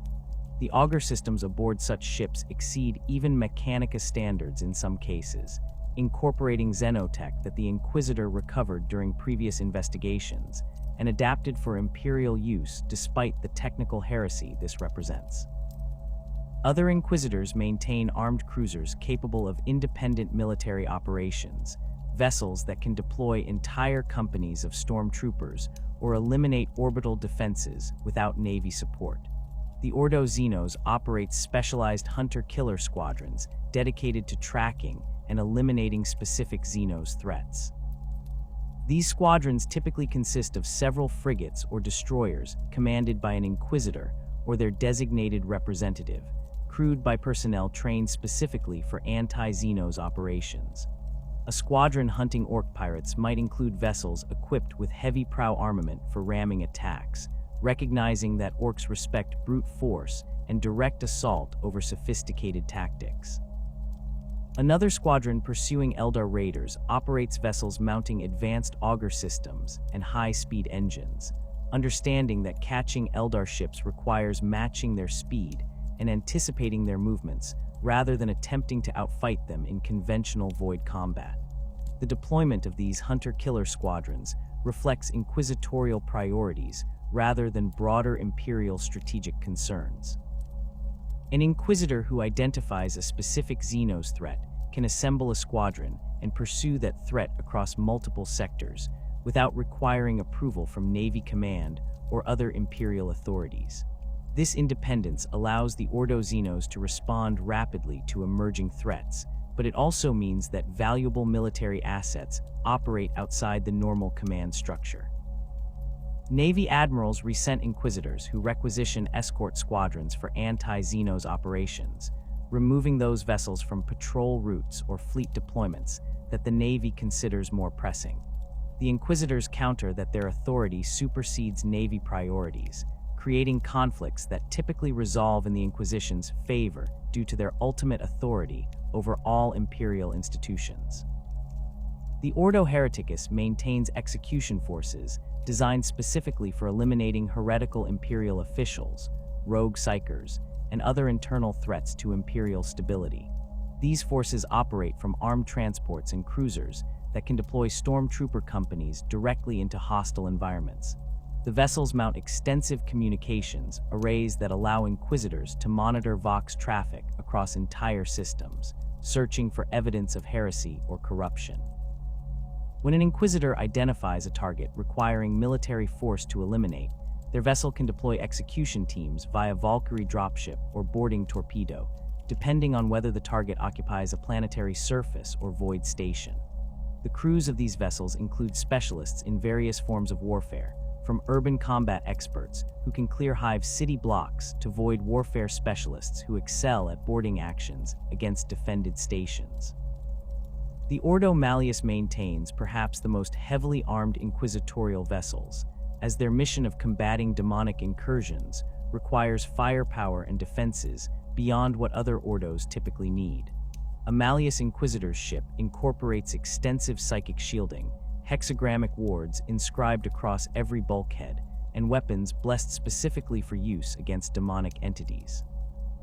These vessels carry Grey Knights when available, the Space Marine chapter dedicated to fighting demonic threats, providing military force that can confront entities that would corrupt or destroy normal human soldiers. The holds of a Malleus vessel include containment facilities for captured demonic artifacts, each item sealed within multiple layers of psychic and physical barriers to prevent corruption from spreading through the ship. Chartist vessels form the backbone of inter-system commerce throughout the Imperium, operating under charters granted by planetary governors, sector authorities, or in rare cases the Administratum itself. These merchant ships lack the armament of military vessels, but prove essential to Imperial logistics, transporting raw materials, finished goods, and personnel between systems according to established trade routes. A typical Chartist vessel measures several kilometers in length. Its holds capable of carrying millions of tons of cargo. The vessel's crew numbers in the thousands, from the ship's master who holds the charter to the hold workers who load and unload cargo at each port of call. These crews often include families who have served aboard the same vessel for generations, their entire lives spent traveling between the same handful of systems, according to routes established centuries or millennia ago. The charter system that governs merchant shipping reflects the Imperium's need to control commerce while acknowledging the practical impossibility of direct administratum management of every trade route. A charter grants its holder the legal right to transport goods between specific systems, typically along routes that serve Imperial strategic interests, by connecting forge worlds with sources of raw materials or moving finished goods from manufacturing centers to markets. The charter holder pays taxes and tithes to Imperial authorities in exchange for this monopoly, creating revenue streams that fund Imperial operations while ensuring that critical supply chains remain functional. Some charters date back thousands of years, passed down through merchant families who have operated the same routes since the age of apostasy or earlier. The practical operation of Chartist vessels requires navigating both the physical dangers of warp travel and the bureaucratic complexities of Imperial commerce. Each system a Chartist vessel visits imposes docking fees, inspection requirements, and cargo taxes that the vessel's master must pay before conducting trade. The administratum maintains records of approved cargoes and destinations, theoretically preventing merchants from transporting forbidden goods or conducting unauthorized trade. In practice, the vast scale of Imperial commerce and the corruption endemic to Imperial bureaucracy means that smuggling and black market trade flourish despite official prohibitions. A Chartist captain willing to pay bribes can transport nearly anything to nearly anywhere, though the risks of discovery include confiscation of cargo, revocation of charter, and execution for particularly serious violations. The military importance of Chartist vessels extends beyond their official commercial role. During major Imperial campaigns, the Adeptus Munitorum requisitions merchant vessels to transport guard regiments, move supplies to forward bases, and evacuate wounded from combat zones. A Chartist vessel pressed into military service loses its commercial cargo capacity for the duration of its requisition, creating financial losses for the charter holder that the administratum theoretically compensates, but in practice often ignores. Merchant captains resent these requisitions, which expose their vessels to combat damage and disrupt established trade routes, but refusing Munitorum demands invites charges of treason. The result creates a merchant fleet that serves military purposes when required while maintaining the commercial operations essential to Imperial economic function. The defenses aboard Chartist vessels reflect their status as civilian ships operating in a dangerous galaxy. Most merchant vessels mount defensive weapons batteries sufficient to deter pirate attacks, typically macro cannons or laser batteries positioned to cover the vessel's vulnerable flanks. These weapons cannot match military-grade armament in firepower or accuracy, but they provide enough deterrence that small pirate bands typically seek easier targets. Larger merchant vessels sometimes mount lance weapons or torpedo tubes, particularly those operating routes through regions known for heavy pirate activity. The crews manning these weapons receive minimal training compared to Navy gun crews, making merchant vessels poor combatants in any sustained engagement despite their armament. Void shields protect the most valuable merchant vessels, though most Chartist ships rely primarily on armored hulls to survive the occasional hit from pirates or debris strikes. The expense of maintaining void shield generators makes them impractical for most commercial operations, where profit margins depend on minimizing operational costs. Merchant captains accept the risk of operating without shields, reasoning that their vessel's commercial nature makes them less attractive targets than military ships carrying valuable military cargo. This calculation proves correct often enough to justify the risk, though merchant vessels operating in particularly dangerous regions sometimes band together in convoys that share the protection of a handful of armed escorts hired specifically for that purpose. rogue traders occupy a unique position within imperial society, operating under warrants of trade that grant them authority exceeding that of planetary governors in some respects. These ancient documents, issued by the High Lords of Terra, or in some cases by the Emperor himself during the Great Crusade, authorize their holders to travel beyond imperial borders, conduct trade with Xenos species, and maintain private military forces including substantial void-going fleets. A rogue trader dynasty might operate for thousands of years, the warrant passing from one generation to the next, along with the dynasty's accumulated wealth and fleet assets. The most powerful rogue trader dynasties control commercial empires spanning multiple sectors, their fleets numbering dozens of vessels, including capital ships that rival Navy battleships in capability.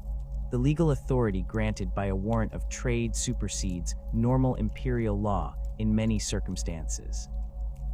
A rogue trader can negotiate with Xenos civilizations without facing charges of heresy, explore regions of space forbidden to other imperial subjects, and conduct military operations without coordinating with Navy or Guard Command.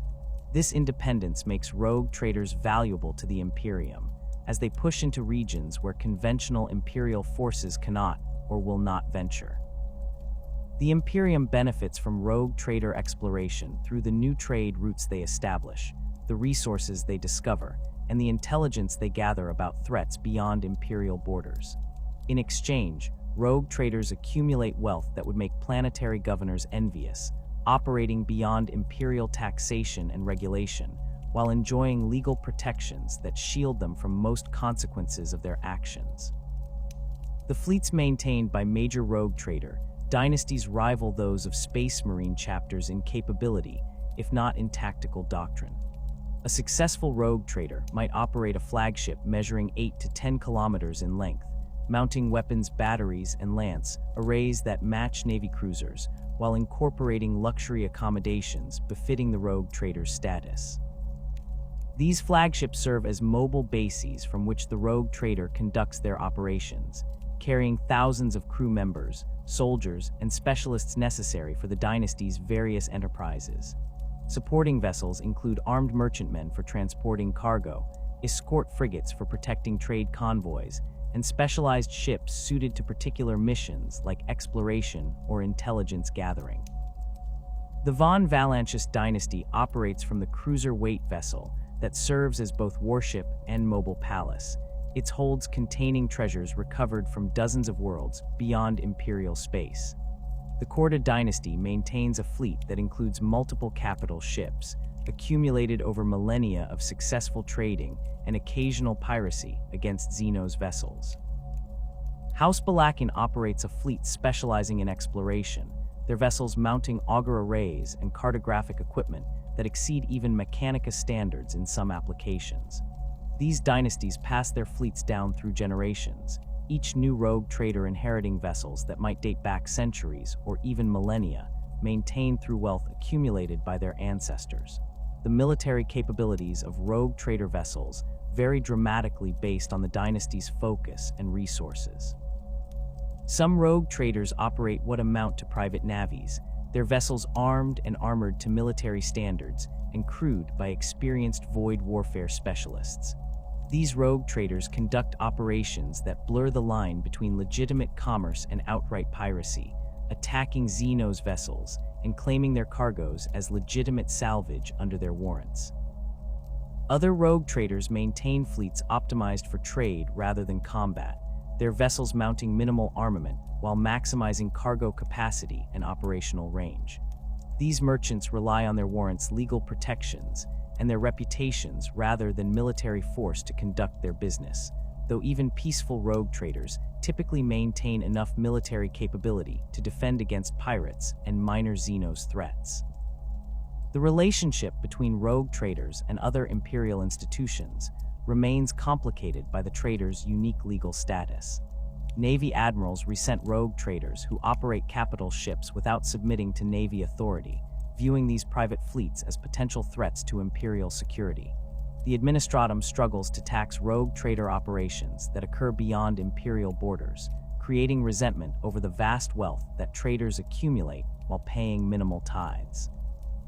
The Inquisition monitors rogue traders closely, recognizing that their authority to deal with Xenos and explore forbidden regions creates opportunities for corruption. Some Inquisitors maintain relationships with specific rogue trader dynasties, using them as assets for investigations that require operating beyond normal Imperial jurisdiction.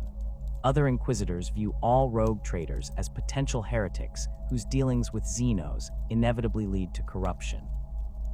The Adeptus Ministorum maintains its own fleet of temple ships, missionary vessels, and cathedral ships that spread the Imperial creed across the galaxy.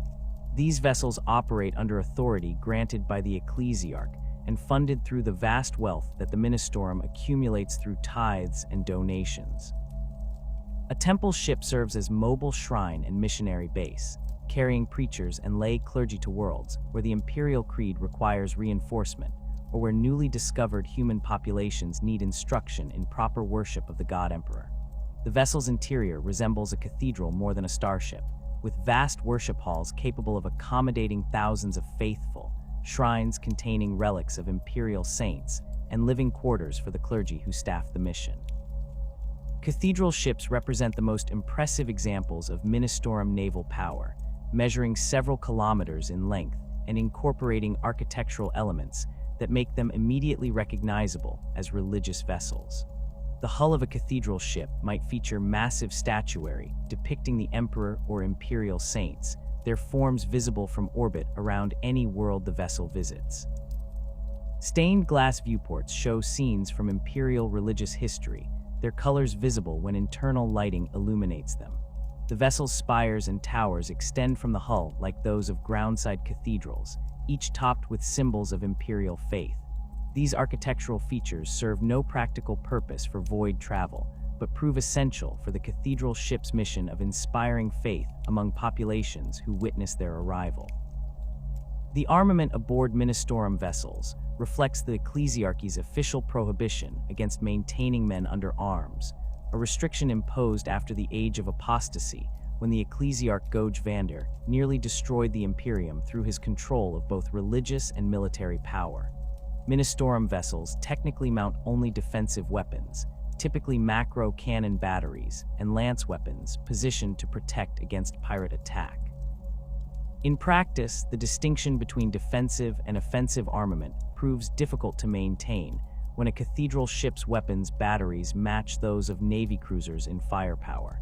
The Ecclesiarchy argues that these weapons serve purely defensive purposes, protecting the faithful and the Ministorum's sacred mission from heretical attack. Navy commanders note that a cathedral ship's broadside can reduce enemy vessels to wreckage just as effectively as any Navy cruiser, making the defensive designation somewhat academic. The Order's militant of the Adeptus Sororitas maintain limited naval assets, supporting their military operations across the Imperium. The Sisters of Battle technically fall under ecclesiarchal authority, providing the Ministorum with military force while technically complying with the prohibition against men under arms through the simple expedient that the Sororitas consist entirely of women. The Orders operate transport vessels and armed cruisers that deploy their forces to war zones and provide orbital support during ground operations. These vessels incorporate the same religious architectural elements as other Ministorum ships, their hulls decorated with symbols of imperial faith and their interiors featuring shrines and chapels where the sisters conduct their devotions. A typical Sororitas vessel serves as both warship and mobile convent, carrying several hundred battle sisters along with their vehicles, weapons, and supporting personnel. The vessel's chapel serves as the spiritual heart of the ship, where the sisters gather for daily prayers and receive blessings before deploying to combat. The armory contains the specialized weapons that the Orders employ, from blessed bolters to meltaguns and flamers used to purge the Emperor's enemies. The medical bay includes facilities for treating wounded sisters and maintaining the faith of those who survive injuries that would kill normal humans. The command deck operates under the authority of a canoness or senior sister superior, who coordinates the vessel's movements with ground operations and ensures that the Order's forces deploy where the Ecclesiarchy's interests require their presence. The limited size of Sororitas' fleets reflects both the Order's relatively small size compared to other Imperial military forces and their focus on ground combat over void warfare. Each Order militant typically operates between 2 and 6 vessels, sufficient to transport their forces and provide orbital support, but not enough to conduct independent fleet operations. During major campaigns, Sororitas vessels coordinate with Navy fleets and other Imperial forces, their specialized capabilities complementing conventional military assets. A Sororita's cruiser's bombardment systems include specialized munitions blessed by ecclesiarchal authorities, their shells carrying not just explosive force, but spiritual power that proves particularly effective against demonic entities and chaos corruption. The missionary fleets that the Ministorum deploys to bring the Imperial Creed to newly discovered human populations or reinforce faith on backsliding worlds operate under different constraints than military vessels. These fleets prioritize transport capacity and endurance over armament, their vessels designed for extended deployments to remote regions where Imperial authority remains weak or absent. A missionary fleet might include a cathedral ship serving as flagship, several transport vessels carrying supplies and personnel, and a handful of armed escorts for protection against pirates. The fleet travels to its destination, establishes missionary compounds on the target world, and remains in system for years or decades, while the missionaries work to convert or reinforce the local population's faith. The success of missionary operations depends heavily on the resources and persistence that the Ministorum commits to each mission. A world that has drifted from proper Imperial worship might require only a single temple ship and a few dozen preachers to restore correct faith. A world that has never known the Imperial Creed requires more extensive operations, with missionaries establishing cathedrals, training local clergy, and systematically converting the population over generations. The missionary fleet provides support for these operations, its vessels serving as bases where missionaries can rest between their work on the surface and as refuges if local populations turn hostile. The engagement protocols followed by Imperial naval forces reflect millennia of accumulated experience fighting enemies, ranging from orc pirate fleets to chaos armadas that emerged from the Eye of Terror. Navy doctrine divides void combat into distinct phases, each requiring different tactical approaches and emphasizing different weapon systems. The opening phase of any major fleet engagement begins at extreme range, often hundreds of thousands of kilometers, where auger arrays first detect enemy vessels and commanders begin maneuvering their formations for advantage. At these distances, only specialized long-range weapons can engage effectively, making the Nova cannon the weapon of choice for fleet commanders seeking to establish early dominance. A Nova cannon mounted in a battleship's prow can launch projectiles the size of hab blocks across vast distances, their shells traveling at significant fractions of light speed toward target coordinates calculated by the vessel's targeting cogitators.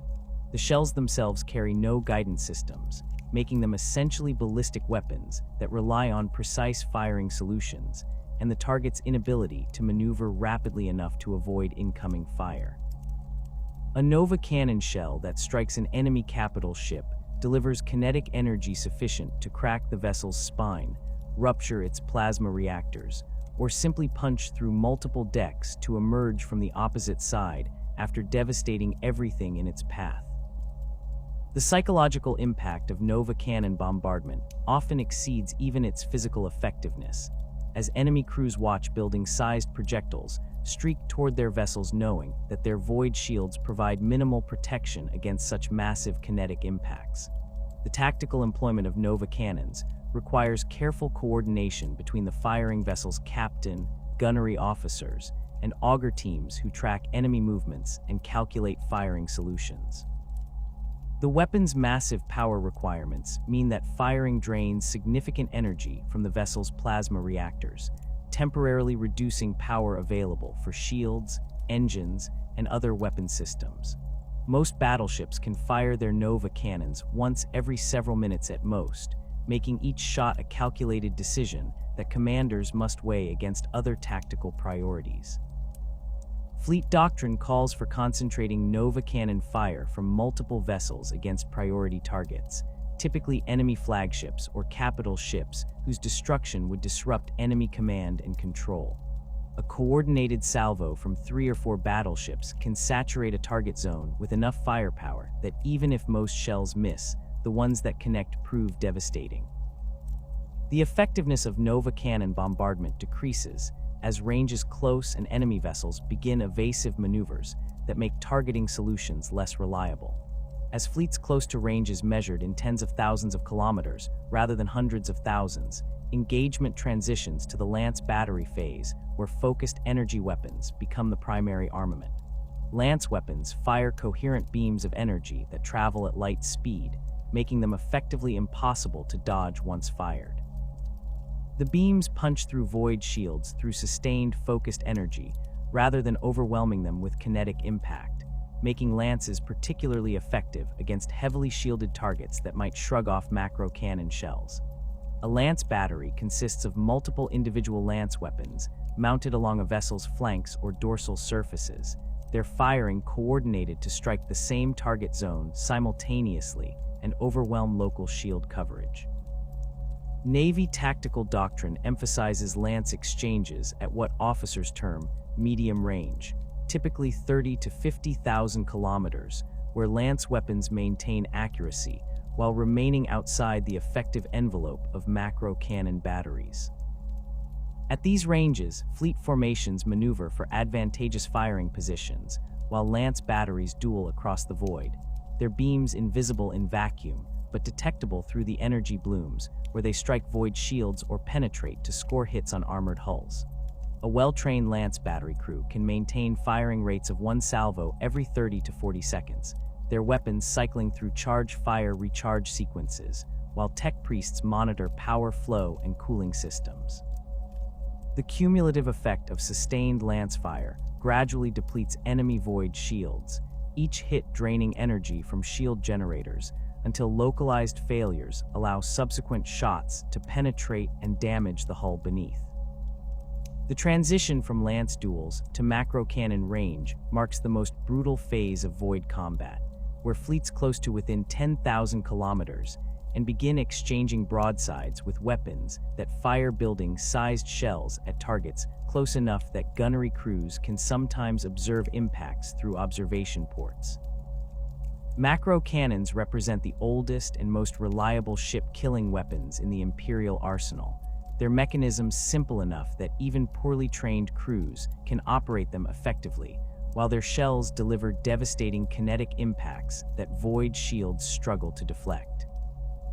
A single macro cannon battery might consist of dozens of individual weapons mounted along a vessel's flank, each cannon firing independently but coordinated through the gunnery deck to concentrate fire against specific target zones. The broadside exchanges that characterize close-range void combat test both vessel durability and crew discipline under conditions that turn warships into floating hells. Macro cannon shells slam into void shields with impacts that shake vessels from prow to stern. The kinetic energy transfer rattling equipment loose and throwing crew members from their stations.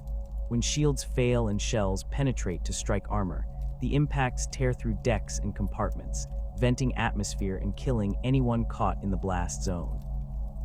Secondary explosions erupt as shells penetrate to ammunition stores or plasma conduits, the resulting detonations sometimes more destructive than the original hit. Damage control teams race through smoke-filled corridors to seal breaches, fight fires, and restore damaged systems, while the vessel continues maneuvering and firing despite accumulating damage that would cripple civilian ships. Fleet formations during broadside exchanges follow patterns that Navy officers term the wall of battle, where capital ships and cruisers form parallel lines presenting their broadsides to enemy formations, while escorts screen against torpedo attacks and enemy fighters. The wall formation maximizes the number of weapons that can engage enemy vessels simultaneously while maintaining enough spacing between friendly ships to prevent collisions during maneuvering. A properly formed wall of battle presents enemy forces with overlapping fields of fire, where attempting to close with any single vessel exposes the attacker to broadsides from multiple Imperial ships. The formation's weakness lies in its flanks, where enemy forces that maneuver successfully can cross the T by positioning themselves perpendicular to the Imperial line, where they can rake the formation from end to end, while only the forward and aft weapons of Imperial vessels can return fire. Crossing the T represents one of the most decisive tactical maneuvers in void warfare, its effectiveness proven across thousands of engagements spanning millennia. A fleet that successfully crosses the enemy's T can concentrate fire against individual enemy vessels in sequence, destroying or crippling each ship before moving to the next, while the enemy formation struggles to reorient. Navy tactical training emphasizes both achieving this position against enemy forces and preventing enemy fleets from achieving it against Imperial formations. The maneuver requires precise coordination between multiple vessels, with the flagship directing movements through tactical data streams, while individual captains execute their assigned positions. A poorly coordinated attempt to cross the T leaves the attacking formation strung out and vulnerable to counterattack, making the maneuver one that only experienced fleet commanders attempt against competent opposition. Escort squadrons operating as wolf packs provide Imperial fleets with tactical flexibility that capital ship formations cannot match. A wolf pack typically consists of 4 to 6 frigates or destroyers operating under unified command, their smaller size and greater maneuverability, allowing them to execute tactics that would prove impossible for battleships or cruisers. These squadrons specialize in several distinct roles within fleet engagements. Torpedo wolf packs close with enemy capital ships to launch spreads of plasma torpedoes, their small size and speed allowing them to penetrate enemy formations and deliver their ordnance before enemy batteries can concentrate fire effectively. Each torpedo in a spread masses several tons and carries enough plasma warhead to cripple a cruiser or severely damage a battleship, making successful torpedo attacks among the most cost-effective ways to eliminate enemy capital ships. The coordination required for effective Wolfpack operations demands crews trained specifically for this type of warfare, their captains thinking in terms of pack tactics rather than individual ship actions. A Wolfpack approaching an enemy capital ship splits into multiple elements that attack from different vectors simultaneously, forcing enemy point defense batteries to divide their attention between multiple threats. Some escorts serve as decoys, drawing enemy fire, while the actual torpedo carriers position for their attack runs. Others provide covering fire with lance weapons or macro cannons, their shots timed to hit enemy shields just before torpedoes arrive to maximize penetration chances. The entire attack sequence unfolds over minutes, with Wolfpack elements coordinating through tight beam communications, while maintaining enough separation to prevent enemy batteries from engaging multiple escorts with single salvos. Fighter and bomber wings launched from Navy carriers add another dimension to fleet engagements, their small craft capable of penetrating defensive formations to strike at enemy vessels with precision that capital ship weapons cannot match. Fury interceptors serve as fleet defense, their twin lascannons and maneuverability allowing them to intercept enemy bombers and torpedoes before they reach Imperial capital ships.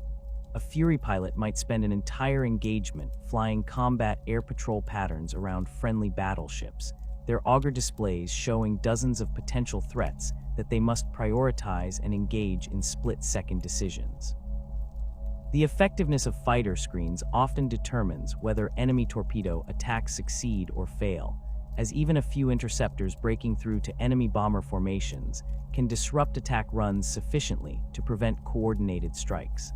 Starhawk bomber wings conduct precision strikes against enemy capital ships, their armor-piercing bombs and missiles targeting specific systems, rather than simply inflicting general damage. A bomber squadron approaching an enemy battleship receives targeting data from the fleet's auger arrays identifying weak points in the enemy's defenses, locations where void shields show gaps, or where previous damage has compromised hull integrity. The bombers approach in tight formation, their combined point defense providing mutual protection against enemy fighters, while they push through defensive fire to reach release points. The bombs themselves carry enough explosive force to penetrate deep into enemy vessels before detonating. They're shaped charges designed to maximize internal damage rather than simply cratering the hull. Successful bomber strikes can disable enemy weapons' batteries, cripple engines, or even trigger catastrophic reactor failures that destroy vessels from within. The hammer and anvil approach to combined Navy and Space Marine operations represents perhaps the most devastating tactical combination available to Imperial forces. Navy vessels serve as the anvil, engaging enemy fleets in conventional void combat that fixes enemy forces in place and prevents them from maneuvering freely.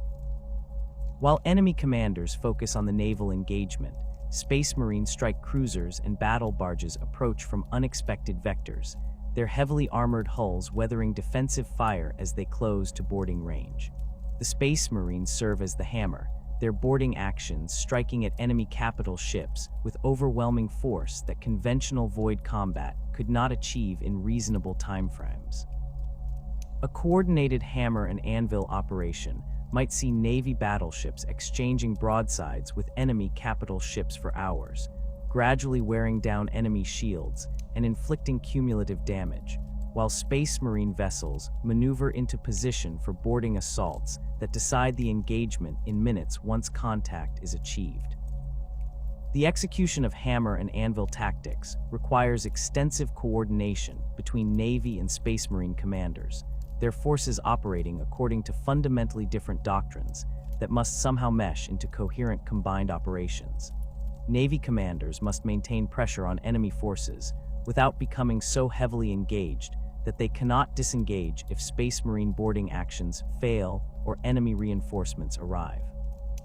Space Marine commanders must time their approaches to coincide with moments when enemy forces are fully committed to the naval engagement and cannot redirect sufficient firepower to repel boarding attempts. The communication between Navy and Space Marine vessels during these operations flows through dedicated tactical channels, where liaison officers translate between Navy tactical terminology and Space Marine operational language, ensuring that both forces understand the overall plan despite their different perspectives on void warfare. Planetary assault operations represent the ultimate test of coordination between multiple Imperial military branches, requiring Navy orbital bombardment, Space Marine rapid insertion, and Imperial Guard mass landings to function as integrated components of a single campaign. The operation begins with Navy vessels achieving orbital superiority through the destruction or suppression of enemy orbital defenses and any hostile fleet elements. This phase might last hours or weeks depending on enemy strength, with Navy vessels systematically eliminating defense platforms, orbital fortresses, and ground-based defense lasers that could threaten subsequent landing operations. The bombardment that accompanies this phase serves both tactical and strategic purposes, destroying enemy military installations while simultaneously demonstrating Imperial power to populations below who witness the destruction raining from orbit. Once orbital superiority is established, Navy vessels transition to providing fire support for ground operations while maintaining blockade positions that prevent enemy reinforcement or evacuation. Bombardment cruisers position themselves in geosynchronous orbits above target zones, their weapons batteries loaded with specialized munitions selected for specific tactical effects.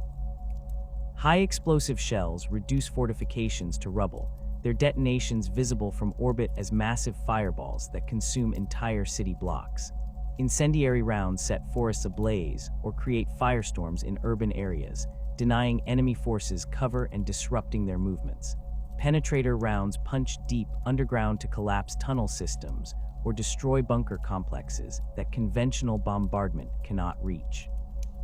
The targeting data for these bombardments comes from multiple sources, including orbital auger scans, reconnaissance aircraft operating in atmosphere, and ground forces who designate targets through laser markers or Vox communication. Space Marine deployment during planetary assaults emphasizes speed and precision over the methodical approach that characterizes Imperial Guard operations. Drop pod assaults deliver Space Marines directly into combat zones within minutes of launch, their pods streaking through atmosphere as burning meteors that impact with enough force to create small craters. The Space Marines emerge into combat immediately, their surprise arrival and superhuman capabilities allowing them to seize objectives that conventional forces would require hours or days to approach. Thunderhawk insertions provide more controlled deployment options, the gunships landing in secured zones where Space Marines can disembark with their vehicles and heavy equipment before advancing on objectives. These initial Space Marine operations focus on high-value targets like enemy command centers, strategic choke points, or defensive positions whose elimination opens paths for subsequent guard landings. The coordination between Space Marine assault forces and Navy orbital fire support requires precise timing and communication to prevent friendly fire incidents while maximizing the effectiveness of both elements. Space Marine Forward observers designate targets for naval bombardment using encrypted tactical channels, their requests prioritized over guard fire support requests due to Space Marine operational importance and the time-sensitive nature of their missions. A Space Marine assault on an enemy fortress might begin with naval bombardment that suppresses defensive positions and breaches outer walls, followed immediately by drop pod assault that delivers Space Marines into the breach sections before defenders can recover. The Space Marines then fight through the fortress interior, while Navy vessels shift fire to prevent enemy reinforcements from reaching the battle, their bombardment creating a cordon of destruction around the objective that isolates it from external support. Imperial Guard mass landings follow once Space Marines have secured initial objectives and Navy vessels have suppressed major defensive positions. The Guard descends in waves of drop ships and bulk landers, each vessel carrying hundreds of troops along with their vehicles, artillery, and supplies. These landings occur at designated landing zones that Space Marines have cleared or that Navy bombardment has rendered safe enough for the vulnerable transport craft. The drop ships execute combat landings under fire, their armored hulls absorbing hits from small arms and light anti-aircraft weapons, while their door guns suppress enemy positions around landing zones. Bulk landers make single-use descents, their massive hulls too damaged by atmospheric entry and landing to ever return to orbit, but their cargo capacity allows them to deliver entire regiments with their full equipment in single lifts. The buildup of Guard forces on planetary surfaces transforms initial assault operations into sustained campaigns where numerical superiority and logistical endurance determine outcomes. Navy vessels continue providing orbital fire support throughout these campaigns, their bombardments called in by Guard artillery observers who coordinate naval gunfire with ground-based artillery to create overwhelming concentrations of firepower against enemy strongpoints. The Navy also maintains the supply chain that keeps Guard forces operational, with cargo shuttles ferrying ammunition, rations, fuel, and reinforcements from orbital depots to ground-based supply dumps. This logistical effort often proves more challenging than the initial assault, as maintaining supply lines across hostile planetary surfaces requires constant effort against enemy interdiction attempts. The importance of augur arrays to void warfare doctrine cannot be overstated, as these sensor systems provide the information that commanders need to make tactical decisions in an environment where visual observation proves nearly useless. A warship's augur arrays scan across multiple spectrums simultaneously, detecting everything from electromagnetic emissions to gravitational distortions to warp signatures. The data streams from these sensors flow to augur stations, where specialized crew members interpret the information and translate it into tactical displays that show enemy positions, velocities, and probable identities. The quality of a vessel's augur arrays often determines whether it detects enemy forces before being detected itself, a critical advantage that allows commanders to position their forces optimally before engagement begins. Void shields represent the primary defensive system, protecting Imperial warships from enemy fire, their energy barriers deflecting or absorbing incoming fire before it can damage the hull beneath. A typical capital ship mounts multiple void shield generators positioned throughout the vessel, each generator projecting a localized shield that covers a specific section of the hull. The shields operate by creating a barrier that exists partially in the warp, shunting incoming energy and kinetic impacts into the immaterium where they dissipate harmlessly. This mechanism provides effective protection against most conventional weapons, but requires enormous power to maintain, with shield generators drawing directly from the vessel's plasma reactors. The shields can absorb tremendous punishment, but eventually fail under sustained bombardment as generators overload or power supplies deplete, leaving sections of hull exposed to direct fire. The Gellar field generators that protect vessels during warp transit serve an entirely different purpose than void shields, but prove equally essential to Imperial naval operations. These devices create a bubble of real space around the vessel that prevents the raw chaos of the warp from touching the ship or its crew. Without functional Gellar fields, a vessel entering the warp would be instantly overwhelmed by demonic entities drawn to the souls aboard, its crew driven mad or possessed within seconds. The importance of Gellar field maintenance means that tech priests monitor these systems constantly, performing rituals and maintenance that keep the ancient mechanisms functioning despite their age. The failure of a Gellar field during warp transit represents one of the most catastrophic events that can befall a vessel, as the crew has no defense against the horrors that pour through the failing barrier.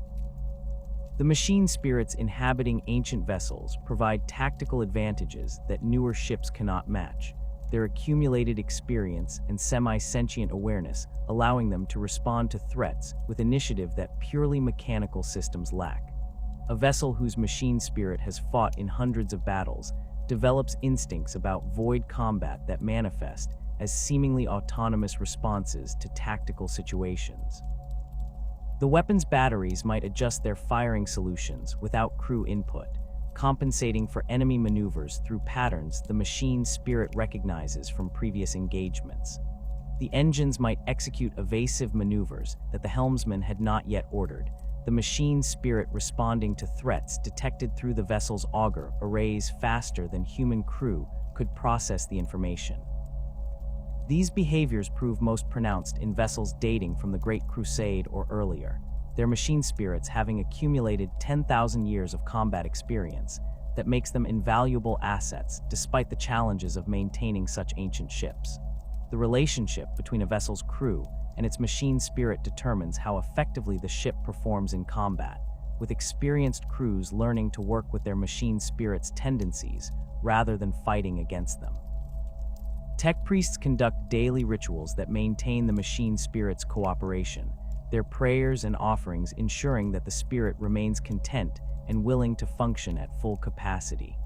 A displeased machine spirit might allow systems to fail at critical moments or refuse to operate at full efficiency, its passive resistance crippling the vessel's combat effectiveness.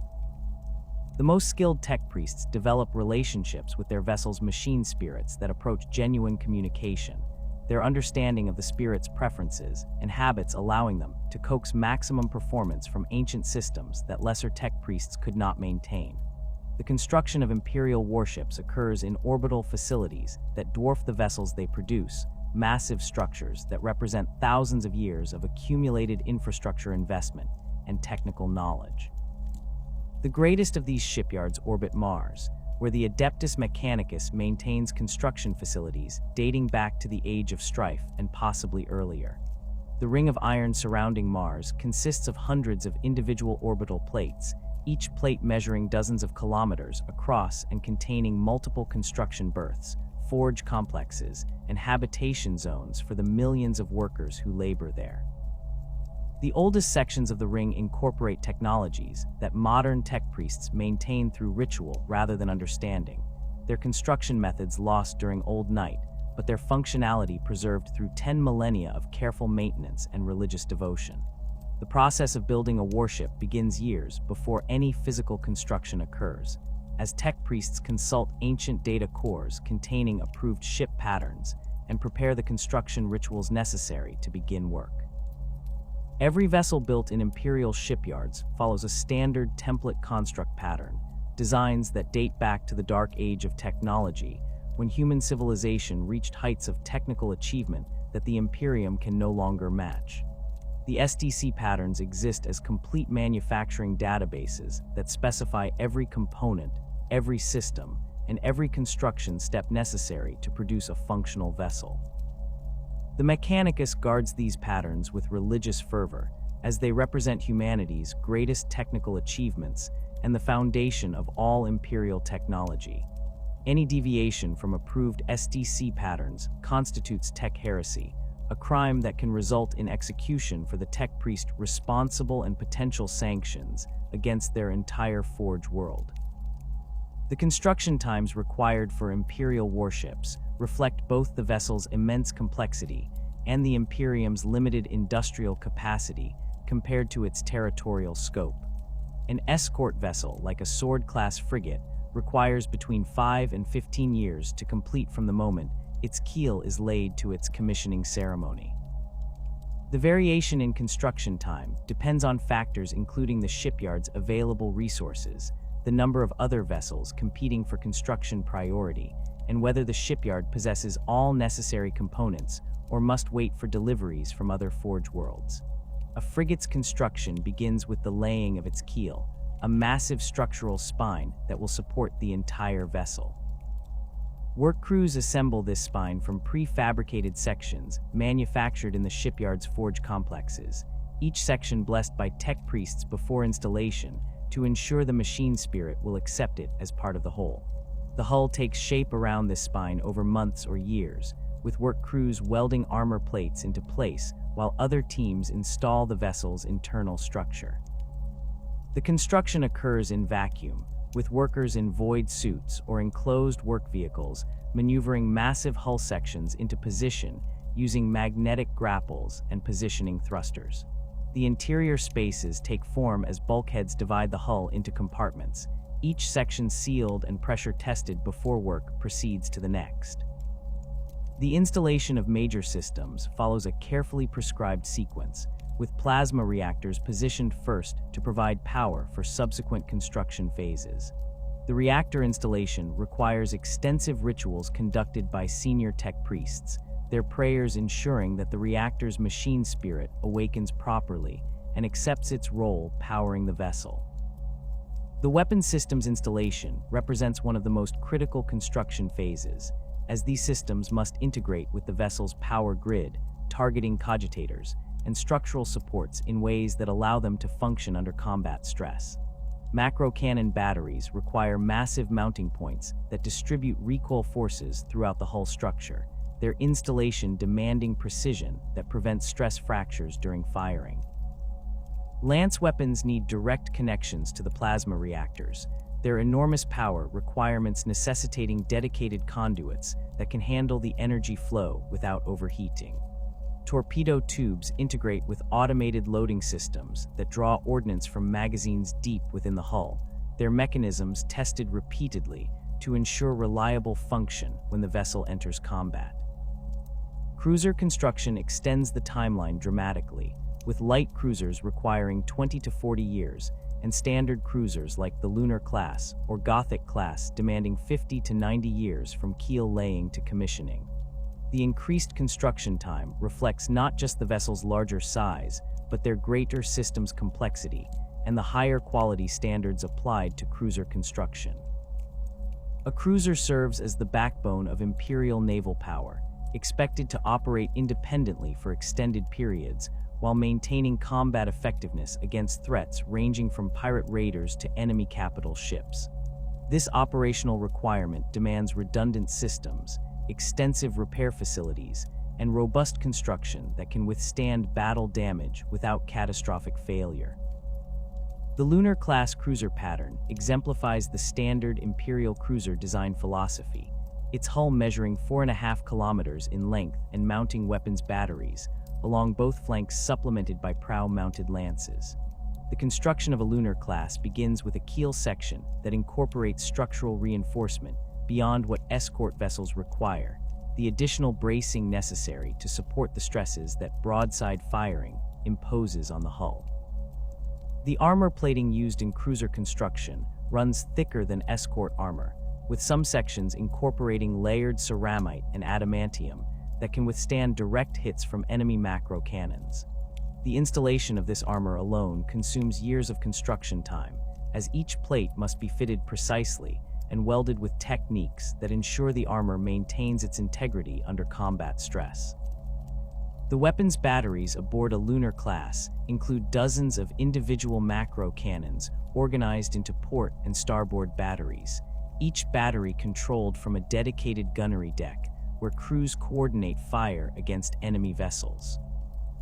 The installation of these batteries requires constructing the gunnery decks themselves, positioning the cannons within armored turrets that protect them from enemy fire, and connecting each weapon to ammunition hoists that draw shells from magazines positioned deep within the hull for protection. The Lance batteries mounted in the lunar classes demand even more careful installation, as these energy weapons require direct power feeds from the plasma reactors and cooling systems capable of dissipating the tremendous heat generated during firing sequences. Battleship construction represents the pinnacle of Imperial shipbuilding capability, with vessels like the Emperor class requiring 100 to 200 years to complete. The shipyards capable of constructing battleships exist only at the most important forge worlds and naval bases, their facilities incorporating construction berths large enough to accommodate vessels measuring 12 kilometers in length. The Emperor-class pattern dates from the 32nd millennium, a period when the Imperium still possessed sufficient industrial capacity and technical knowledge to undertake such massive construction projects. Modern shipyards build Emperor-class battleships by following the original STC pattern exactly, their tech priests consulting ancient data cores for guidance on construction techniques that earlier generations understood better than current Mechanicus adepts. The keel of an Emperor-class battleship masses more than some escort vessels in its entirety, a structural spine engineered to support weapons batteries that can engage multiple enemy capital ships simultaneously. The construction crews who work on battleship projects often spend their entire careers on a single vessel, their children and grandchildren continuing the work after they retire or die. This generational approach to construction creates situations where the workers feel personal connections to the vessels they build, viewing the ship as a legacy project that represents their family's contribution to Imperial naval power. The tech priests overseeing construction maintain detailed records of every worker's contribution, these records preserved in the vessel's data cores so that future generations can honor those whose labor created the ship. The major shipyards of the Imperium each specialize in particular vessel types based on their facilities and accumulated expertise. Mars maintains the capacity to construct any class of Imperial warship, its shipyards having built vessels ranging from escorts to the massive Arch Mechanicus ships that serve as mobile forge worlds. The Mechanicus reserves Mars' shipyard capacity primarily for its own vessels, with Navy construction occurring only when political considerations or direct orders from the fabricator general mandate it. Voss in Segmentum Obscurus specializes in cruiser construction, its yards producing Lunar-class and Dictator-class cruisers that form the backbone of Battlefleet Obscurus. The quality of Voss-built cruisers earns them reputations as reliable vessels that perform consistently even under the demanding conditions of extended patrol operations. Cipra Mundi serves as the primary naval construction facility for Segmentum Pacificus, its orbital yards capable of building everything from escorts to battleships. The shipyards orbit a forge world that specializes in armor plate production, giving Cipra Mundi-built vessels reputations for exceptional durability.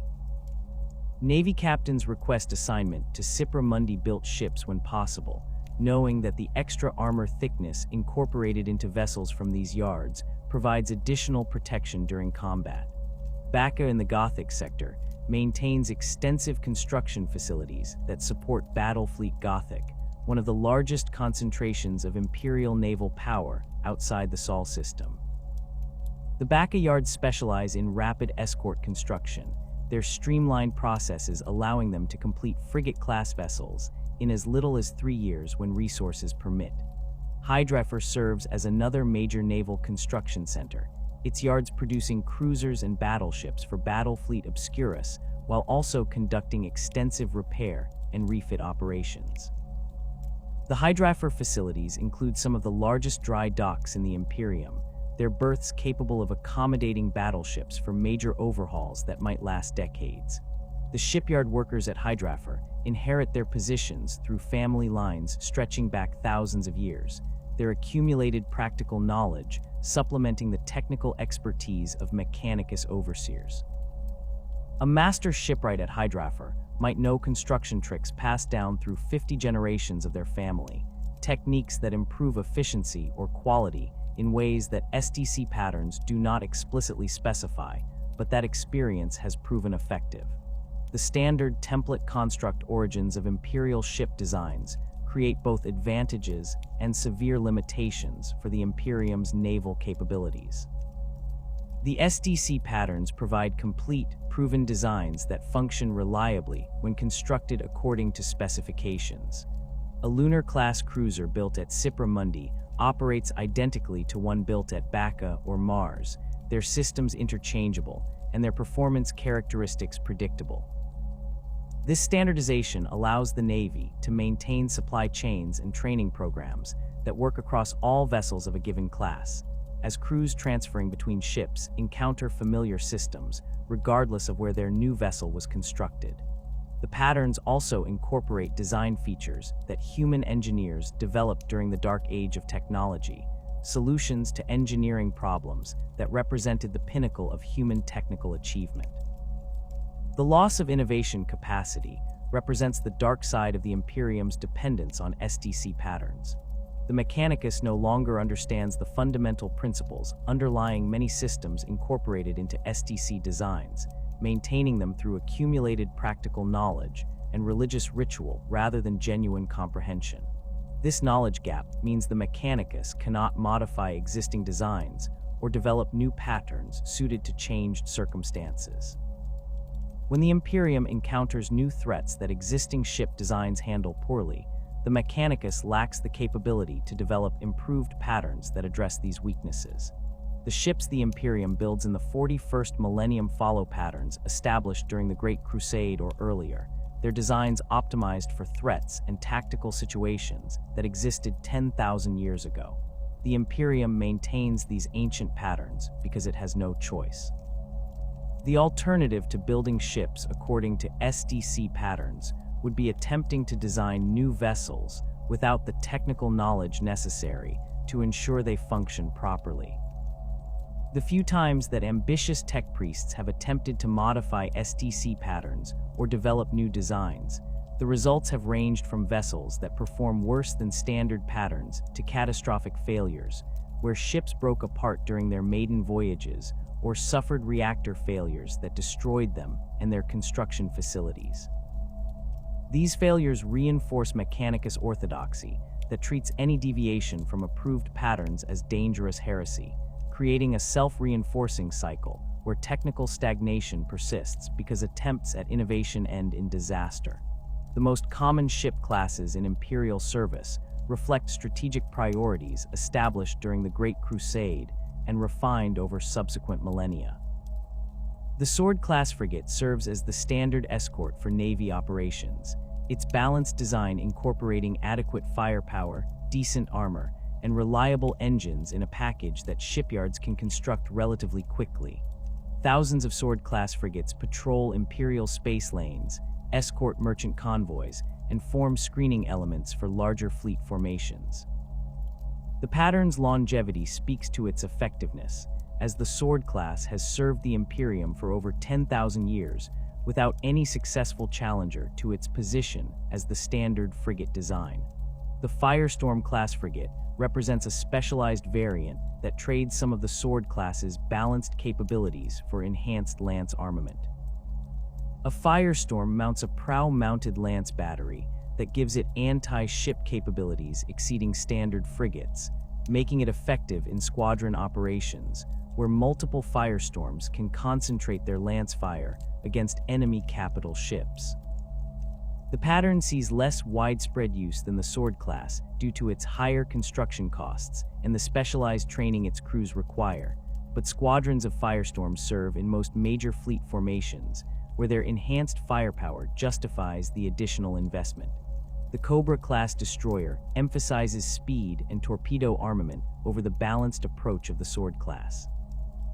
A Cobra masses less than a Sword-class frigate and mounts lighter armor, but its engines provide superior acceleration, and its torpedo tubes give it ship-killing capability that standard frigates lack.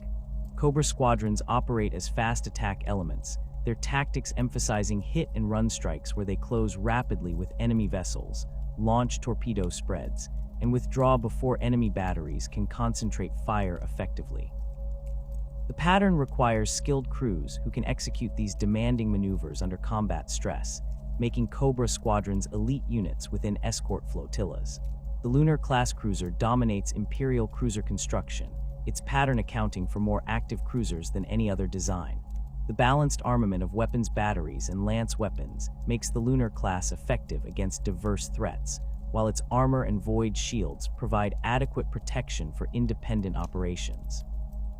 Navy doctrine considers the Lunar class the baseline against which other cruiser designs are measured, with variants and specialized patterns evaluated based on how they differ from the Lunar class standard.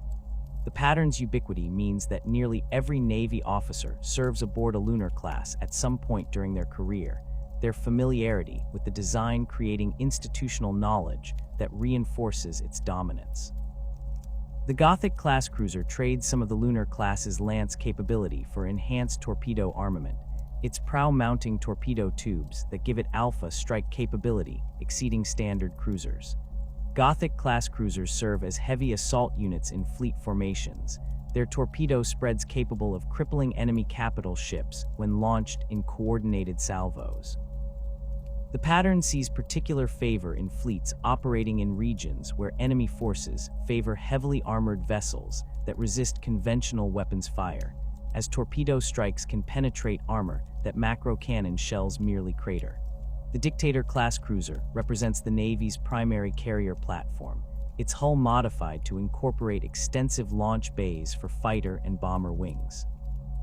A Dictator carries attack craft complements that rival dedicated carriers despite its cruiser displacement, making it a versatile platform that combines fleet carrier capabilities with cruiser weight armament. The pattern serves in fleets that emphasize strike craft operations, with Dictator squadrons providing the attack craft that screen friendly capital ships and strike at enemy formations. The specialized nature of carrier operations means that Dictators require crews trained specifically for strike craft coordination, their officers learning tactics that differ significantly from standard cruiser operations. The Emperor-class battleship represents the standard Imperial capital ship, its pattern dating from the 32nd millennium, when the Imperium still possessed the industrial capacity for regular battleship construction. An Emperor class mounts weapons batteries along both flanks capable of engaging multiple enemy capital ships simultaneously, while its prow-mounted Nova cannon provides long-range strike capability that can devastate enemy formations before conventional engagement ranges. The armor protecting an Emperor class exceeds that of any cruiser by significant margins, layered ceramite and adamantium plates thick enough to withstand sustained bombardment from enemy capital ships. The pattern's age means that many Emperor-class battleships in service date back centuries or millennia, their hulls bearing battle honors from campaigns spanning Imperial history. The Retribution-class battleship emphasizes lance armament over the Emperor-class's balanced weapons loadout, its flanks mounting lance batteries that can engage enemy capital ships at ranges where conventional weapons prove ineffective.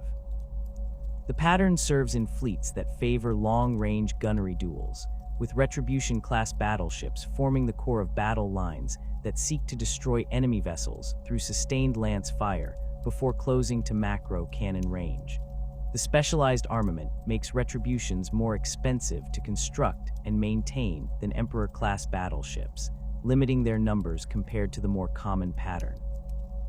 The Apocalypse-class battleship represents the Navy's primary carrier battleship, its hull incorporating both capital ship armament and extensive launch bays for strike craft operations. An Apocalypse can deploy fighter and bomber wings that rival dedicated carriers while maintaining battleship-grade weapons batteries and armor. The pattern serves as flagship for fleet commanders who favor strike craft operations, providing them with a command platform that combines capital ship durability with carrier strike capability. The complexity of Apocalypse-class systems makes them challenging to maintain, requiring tech priest crews larger than standard battleships need and consuming resources that could maintain multiple smaller vessels. Rare and ancient patterns maintained by the Imperium include vessels whose construction techniques have been partially or completely lost, making them irreplaceable assets that diminish permanently when destroyed. The Gloriana-class battleships built during the Great Crusade to serve as Primarch flagships represent the pinnacle of Imperial warship construction, their hulls measuring 15 kilometers or more and mounting armament that exceeds standard battleships by orders of magnitude. The Mugkraga's Honor serves as flagship for the Ultramarines, its systems incorporating technologies that the Mechanicus maintains through ritual despite no longer understanding their fundamental principles. The vessel survived 10,000 years of continuous operation through careful maintenance and the dedication of tech priests who treat its machine's spirit with religious reverence. Pre-heresy designs like the Furious-class Grand Cruiser represent patterns that the Imperium built in large numbers during the Great Crusade, but abandoned in subsequent millennia due to resource constraints or doctrinal changes. A Furious class mounts armament approaching battleship levels while maintaining cruiser-grade speed and maneuverability, making it an effective heavy assault platform. The pattern fell out of favor during the 33rd millennium when resource shortages forced the Imperium to prioritize construction of standard cruisers and battleships over specialized designs. The Furious-class vessels remaining in service represent survivors from earlier construction runs, their hulls maintained through careful preservation, but irreplaceable if destroyed. Navy commanders treasure assignment to these rare vessels, their command representing both professional achievement and the responsibility of preserving irreplaceable assets. The mystery surrounding lost construction techniques creates situations where the Imperium maintains vessels it cannot replicate, their systems functioning through accumulated maintenance knowledge rather than genuine understanding. The Volkite weapons that some pre-heresy vessels mount represent technology that the Mechanicus can maintain but cannot manufacture, their thermal ray projectors incorporating principles that modern tech priests observe functioning but cannot reproduce. When these weapons fail beyond repair, the vessels mounting them lose capabilities that cannot be restored, their armament permanently reduced. Similar situations exist with specialized shield generators, auger arrays, and propulsion systems whose construction methods died with the tech priests who understood them during the heresy or subsequent millennia. The Imperium's ability to project power across a million worlds depends absolutely on navigators, a subspecies of humanity whose genetic mutation allows them to perceive the currents of the warp through their third eye. Without these mutants, Imperial vessels would be restricted to short, blind jumps through the immaterium, their crews hoping to emerge somewhere near their intended destinations after weeks or months of subjective time spent traveling distances that might span only a few light years. The Navigator houses maintain a monopoly on this capability that predates the Imperium itself, their bloodlines carefully cultivated over thousands of generations to preserve and enhance the mutation that makes warp navigation possible. A navigator aboard a vessel can perceive the astronomicon, the psychic beacon emanating from Terra, and use it as a reference point to chart courses through the warp that would be impossible for anyone lacking their unique sight. The third eye that distinguishes navigators from baseline humanity remains hidden behind a band of flesh on their foreheads during normal circumstances, but when opened it reveals an organ that exists partially outside normal space-time. Through this eye, a navigator perceives the warp not as the howling chaos that would drive normal humans mad within seconds, but as a navigable medium with currents, eddies, and relatively stable channels. The process of warp navigation requires the navigator to enter a specialized chamber called the Oculus Navis, typically positioned at the vessel's prow, where the Gellar field's influence remains strongest. Within this chamber, the navigator opens their third eye and extends their perception into the immaterium, while the vessel's Gellar field protects them from direct contact with the entities that inhabit that realm. What the navigator sees during warp transit defies description in terms that baseline humans can comprehend. The immaterium exists outside the laws of physics that govern real space, its substance shaped by psychic emanations from sentient beings throughout the galaxy.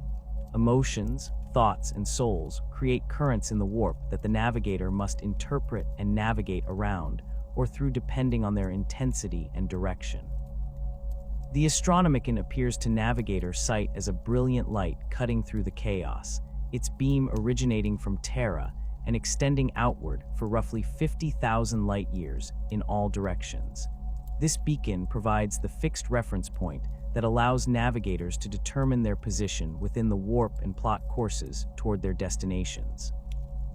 Without the Astronomicon, navigators could still perceive the warp, but they would lack any reference frame for determining direction or distance, making long-range navigation effectively impossible. The political power of the navigator houses stems directly from this monopoly on interstellar travel. Every vessel that travels through the warp requires a navigator aboard, creating demand that far exceeds supply despite the houses maintaining thousands of navigators across the Imperium. The houses negotiate contracts with Navy commands, merchant consortiums, rogue traders, and other organizations that operate void-going vessels, their fees representing significant percentages of voyage revenues. A merchant vessel might dedicate 20% of its cargo capacity to paying the navigator house that provides its navigator, while Navy vessels operate under standing contracts negotiated between the houses and the Admiralty that guarantee navigators for military vessels in exchange for various considerations, including legal protections and monopoly enforcement. The navigator houses themselves operate as aristocratic dynasties whose wealth and influence rival planetary governors and sector nobility. Houses like Belisarius, Nostromo, and Ptolemy maintain estates on Terra and other major worlds, their compounds incorporating facilities for training young navigators and conducting the genetic screening necessary to identify which children inherit the navigator gene. The houses guard their bloodlines obsessively, their marriages arranged to preserve genetic purity and prevent dilution of the navigator mutation. A navigator from a prestigious house commands higher fees and better assignments than one from a minor house, creating internal hierarchies within the Navis Nobilite that reflect both genetic quality and political connections. The relationship between navigator houses and other imperial institutions remains complicated by the house's unique legal status. The Navis Nobilite answers directly to the Paternoval Envoy, one of the High Lords of Terra, who represents navigator interests in the highest councils of imperial government. This direct representation ensures that navigator concerns receive consideration at the highest levels of imperial policy making, while simultaneously creating a power base that the houses leverage to maintain their monopoly against potential challenges. The Adeptus Mechanicus has occasionally attempted to develop alternative navigation methods that would break the navigator monopoly, but these efforts consistently fail or produce results so inferior to navigator guidance that they prove impractical for regular use. The training required to produce a functional navigator begins in childhood and continues for decades before a young navigator undertakes their first real voyage.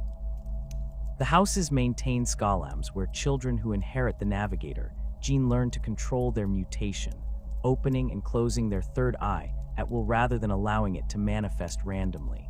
The early training emphasizes mental discipline and psychic shielding, as young navigators must learn to perceive the warp without being overwhelmed by what they see. Many trainees fail this initial phase, their minds unable to process warp sight without descending into madness. The houses dispose of these failures quietly, their genetic material still valuable for breeding purposes, even if the individuals themselves cannot function as working navigators. Advanced training involves supervised warp transits, where experienced navigators guide trainees through increasingly challenging navigation scenarios. A trainee might begin with short jumps through well-mapped warp routes, where the currents remain relatively stable, their mentor navigator present in the Oculus Navis to intervene if the trainee loses their way. As the trainee's skills develop, they progress to longer voyages through less stable regions, eventually undertaking independent navigation of routes that require interpreting complex warp currents and adjusting course in real time to avoid dangerous phenomena. The final examination involves navigating a vessel through a previously uncharted region of the warp, demonstrating that the trainee can function independently when established routes prove unavailable or impassable. The Astronomicon itself represents one of the Imperium's most critical assets and one of its greatest vulnerabilities simultaneously. The beacon originates from the Astronomicon chamber deep within the Imperial Palace on Terra, where a choir of 10,000 psychers channels their combined psychic power through a mechanism that focuses and amplifies their output into the beam that navigators perceive across half the galaxy. The Emperor himself directs this choir from his position on the Golden Throne, his vast psychic presence shaping the raw power the psychers provide into the coherent signal that makes long-range navigation possible. The psychers who form the choir burn out rapidly under the strain, their souls consumed by the effort of maintaining the beacon. Each psycher survives only a few months before their life force exhausts completely, requiring constant replacement from the Black Ship's tithes to maintain the choir's strength. The reach of the Astronomicon defines the practical boundaries of reliable Imperial space. Within roughly 50,000 light-years of Terra, navigators can perceive the beacon clearly enough to use it for precise navigation, allowing vessels to make warp jumps of weeks or months of subjective time that cover thousands of light-years of real space distance. Beyond this range, the Astronomicon's light dims to the point where navigators struggle to perceive it clearly, forcing vessels to make shorter jumps and navigate using less reliable methods. The regions beyond the Astronomicon's reach remain accessible to Imperial ships, but travel there requires significantly more time and carries much higher risks of vessels becoming lost in the warp or emerging far from their intended destinations. The opening of the Cicatrix Maledictum during the 42nd millennium fundamentally altered the strategic situation regarding warp travel and the Astronomicon's effectiveness. The Great Rift tore across the galaxy from the Eye of Terror to the Hadex anomaly, creating a barrier of warp storms so violent that conventional navigation through the affected regions became effectively impossible. The rift divided the Imperium into two distinct regions: Imperium Sanctus on the Terra side of the rift, where the Astronomicon remains visible and warp travel continues according to established patterns, and Imperium Nihilus on the far side, where the rift's interference blocks or distorts the Astronomicon's light. Navigators operating in Imperium Nihilus report that the beacon appears dimmed, flickering, or completely invisible depending on local warp conditions, forcing them to navigate using alternative methods that prove far less reliable than following the Astronomicon. The strategic implications of this division cannot be overstated. Imperium Nihilus contains thousands of worlds that suddenly found themselves cut off from Terra and the broader Imperium, their distress calls unable to reach across the rift, and reinforcements unable to navigate the warp storms to provide assistance. Some regions of Nihilus maintain limited contact with Sanctus through dangerous routes that skilled navigators can traverse during periods when the rift's storms temporarily abate, but these windows prove unpredictable and short-lived.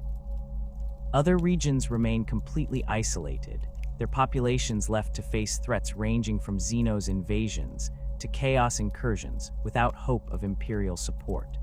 The political ramifications include the emergence of local powers who rule their regions independently, some maintaining loyalty to the Imperium despite their isolation, while others drift toward independence or outright rebellion.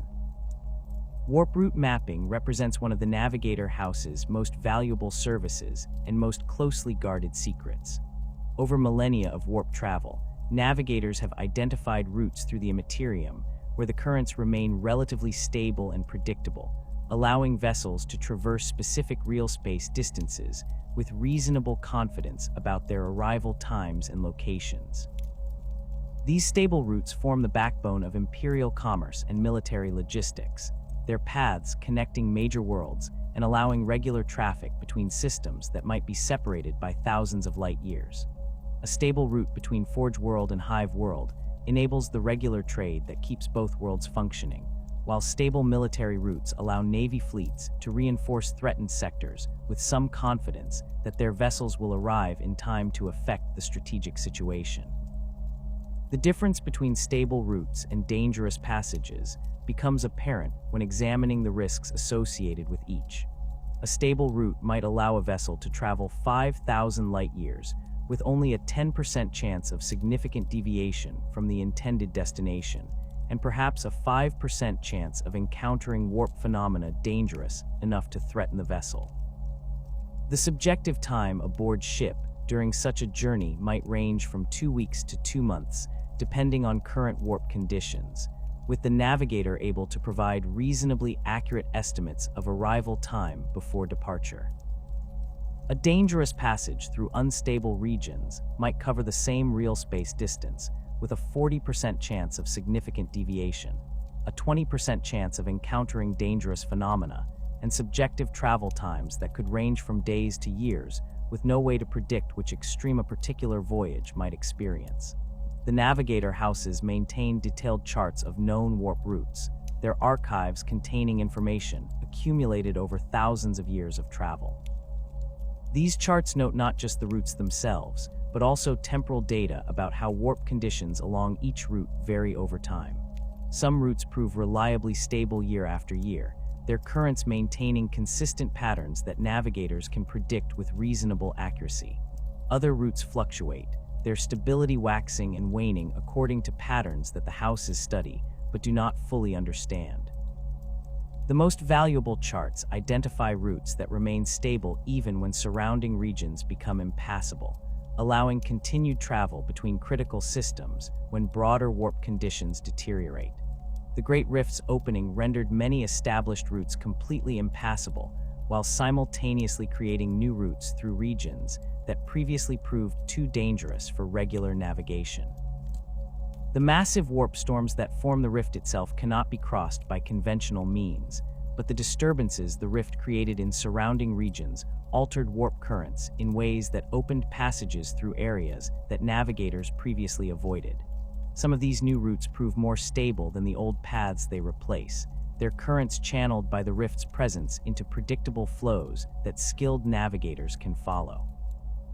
Other new routes remain dangerously unstable, their temporary nature meaning they might close without warning and trap vessels attempting to use them. The Nachman Gauntlet represents the most significant of these new routes, a narrow passage through the Great Rift that connects Imperium Sanctus and Imperium Nihilis. The gauntlet formed when the rift's storms created a relatively stable channel through what would otherwise be completely impassable warp space. Navigators who traverse the gauntlet report that the passage remains narrow and treacherous, its currents violent enough that only the most skilled navigators should attempt the crossing. The strategic importance of the gauntlet led to intense military operations to secure both ends of the passage, as control over this route determines whether reinforcements and supplies can reach Imperium Nihilis from Terra. Enemy forces understand this as well, making the regions around the gauntlet's endpoint sites of constant warfare as various factions attempt to control or close this critical passage. The dangers inherent in warp travel extend far beyond simple navigation challenges. Every vessel that enters the Immaterium risks catastrophic failure of the systems that protect it from the warp's reality corroding influence. The Gellar field represents the primary defense, its bubble of real space shielding the vessel and its crew from direct contact with the warp. When a Gellar field fails during transit, the results prove universally catastrophic. The barrier between real space and the Immaterium collapses, allowing demons and raw warp energy to flood into the vessel. The crew experiences this as reality itself breaking down around them, the ship's corridors twisting into impossible geometries, while entities that should not exist in real space manifest throughout the vessel. The few documented cases of vessels surviving Gellar field failures involve situations where the field collapsed only briefly before backup generators restored it, or where the failure occurred just as the vessel was translating back into real space. In these cases, the demonic incursion remained limited to specific sections of the ship that the crew could seal off and purge. More typically, gellar field failure results in the complete loss of the vessel and everyone aboard, their souls consumed by demons, while the ship itself becomes a haunted wreck drifting through the warp. These ghost ships occasionally emerge into real space decades or centuries after their loss, their hulls bearing evidence of the horrors that occurred aboard them. Navy protocol calls for the immediate destruction of any vessel recovered under such circumstances, as the demonic taint that permeates them proves impossible to cleanse completely. Demonic incursion during warp travel can occur even when gellar fields function properly if the vessel passes through regions where the barrier between real space and the immaterium grows thin. The gellar field creates a bubble of real space, but this bubble exists within the warp itself during transit, and sufficiently powerful demonic entities can sometimes breach the field through focused effort. These breaches typically begin small, with minor demons manifesting in isolated compartments where the field's influence weakens. The crew might initially mistake these manifestations for hallucinations or equipment malfunctions, allowing the incursion to spread before they recognize the true threat. Once demons establish presence aboard a vessel, eliminating them requires extensive combat that might rage through the ship's corridors for days or weeks of subjective time while the vessel remains in the warp. The temporal distortions associated with warp travel create situations that defy normal causality and challenge human understanding of time itself. The warp exists outside normal space-time, its nature such that duration and sequence prove fluid rather than fixed. A vessel might spend what its crew experiences as 2 weeks in warp transit, only to emerge into real space and discover that 6 months have passed in the outside universe. Alternatively, a vessel might experience months of subjective time during transit and emerge to find that only days have passed externally. These discrepancies complicate logistics and military planning, as vessels cannot reliably coordinate their arrivals even when departing simultaneously and following the same route. The most disturbing temporal anomalies involve vessels that arrive at their destinations before they departed, their emergence into real space occurring weeks or months prior to when they entered the warp. These incidents violate causality in ways that tech priests and navigators cannot explain, though they occur with enough frequency that experienced void crews accept them as another hazard of warp travel. The practical implications include situations where vessels receive distress calls from themselves, or where military forces arrive to reinforce positions before the battles that necessitated their deployment have occurred. Navy doctrine treats these temporal paradoxes as classified information, as the implications threaten the philosophical foundations on which the Imperium bases its understanding of reality. The opposite extreme proves equally devastating when vessels emerge from warp transit centuries after their expected arrival. The crews of these vessels experience normal subjective time during their journey, perhaps a few weeks or months of transit, but emerge into a galaxy that has moved on without them. The worlds they intended to visit might have fallen to enemy invasion or been destroyed entirely. The military campaigns they meant to reinforce concluded decades or centuries ago. The crew members' families aged and died, while the vessel remained lost in the warp. Some of these time-lost vessels integrate back into Imperial service, their crews accepting that they must adapt to a changed galaxy. Others find the temporal displacement too traumatic, their crews descending into madness or rebellion when confronted with the reality that everyone they knew is long dead. The lost fleets consumed by the warp represent a constant drain on Imperial naval strength that continues across millennia without resolution. Every year, dozens or hundreds of vessels enter the warp and never emerge, their fates unknown and their crews presumed dead. Some of these losses result from navigation errors that send vessels into regions of the warp so turbulent that no ship could survive passage. Others fall victim to gellar field failures or demonic incursion that destroys the vessel during transit. Still others simply vanish, their disappearances offering no clues about what befell them.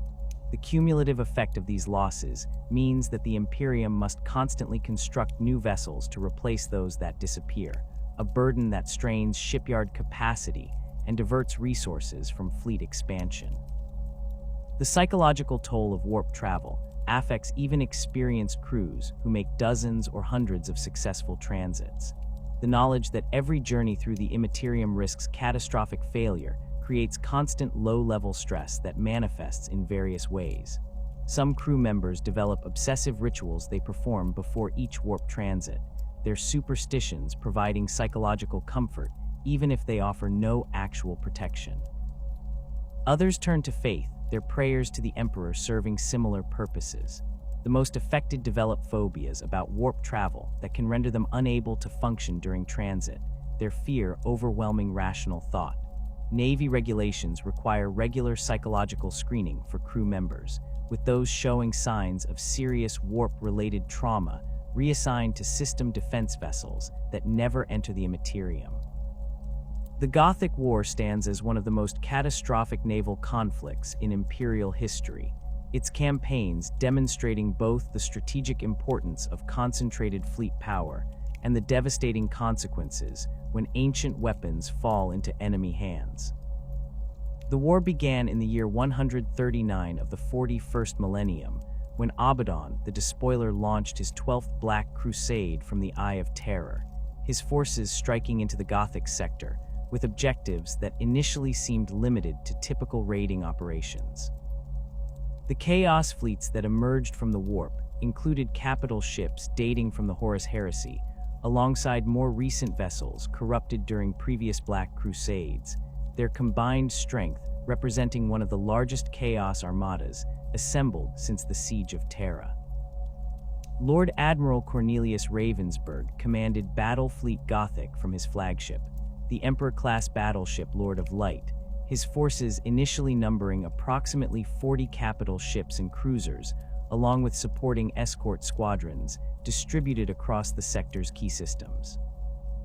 The opening phases of the Gothic War followed patterns familiar from previous Chaos incursions, with enemy fleets striking at isolated Imperial positions and withdrawing before concentrated Imperial forces could engage them.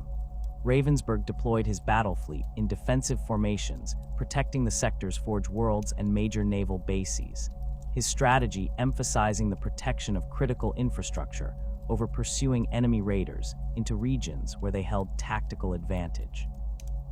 This defensive posture proved sound until intelligence reports revealed Abaddon's true objective: the Blackstone fortresses, ancient space stations of unknown origin that drifted through the Gothic sector. These massive structures measured dozens of kilometers across and mounted weapon systems that exceeded anything in the Imperial or Chaos arsenals. Previous investigations by the Adeptus Mechanicus had failed to unlock the fortress's full capabilities, though tech priests understood that the stations possessed some form of planet-killing weaponry. Abaddon's forces moved against the Blackstone fortresses systematically, capturing 3 of the 6 stations before Imperial forces recognized the pattern and moved to secure the remainder. The Chaos fleets deployed specialized boarding forces that overwhelmed the minimal Imperial garrisons on the fortresses, their speed suggesting that Abaddon possessed intelligence about the station's locations and defenses that Imperial forces lacked.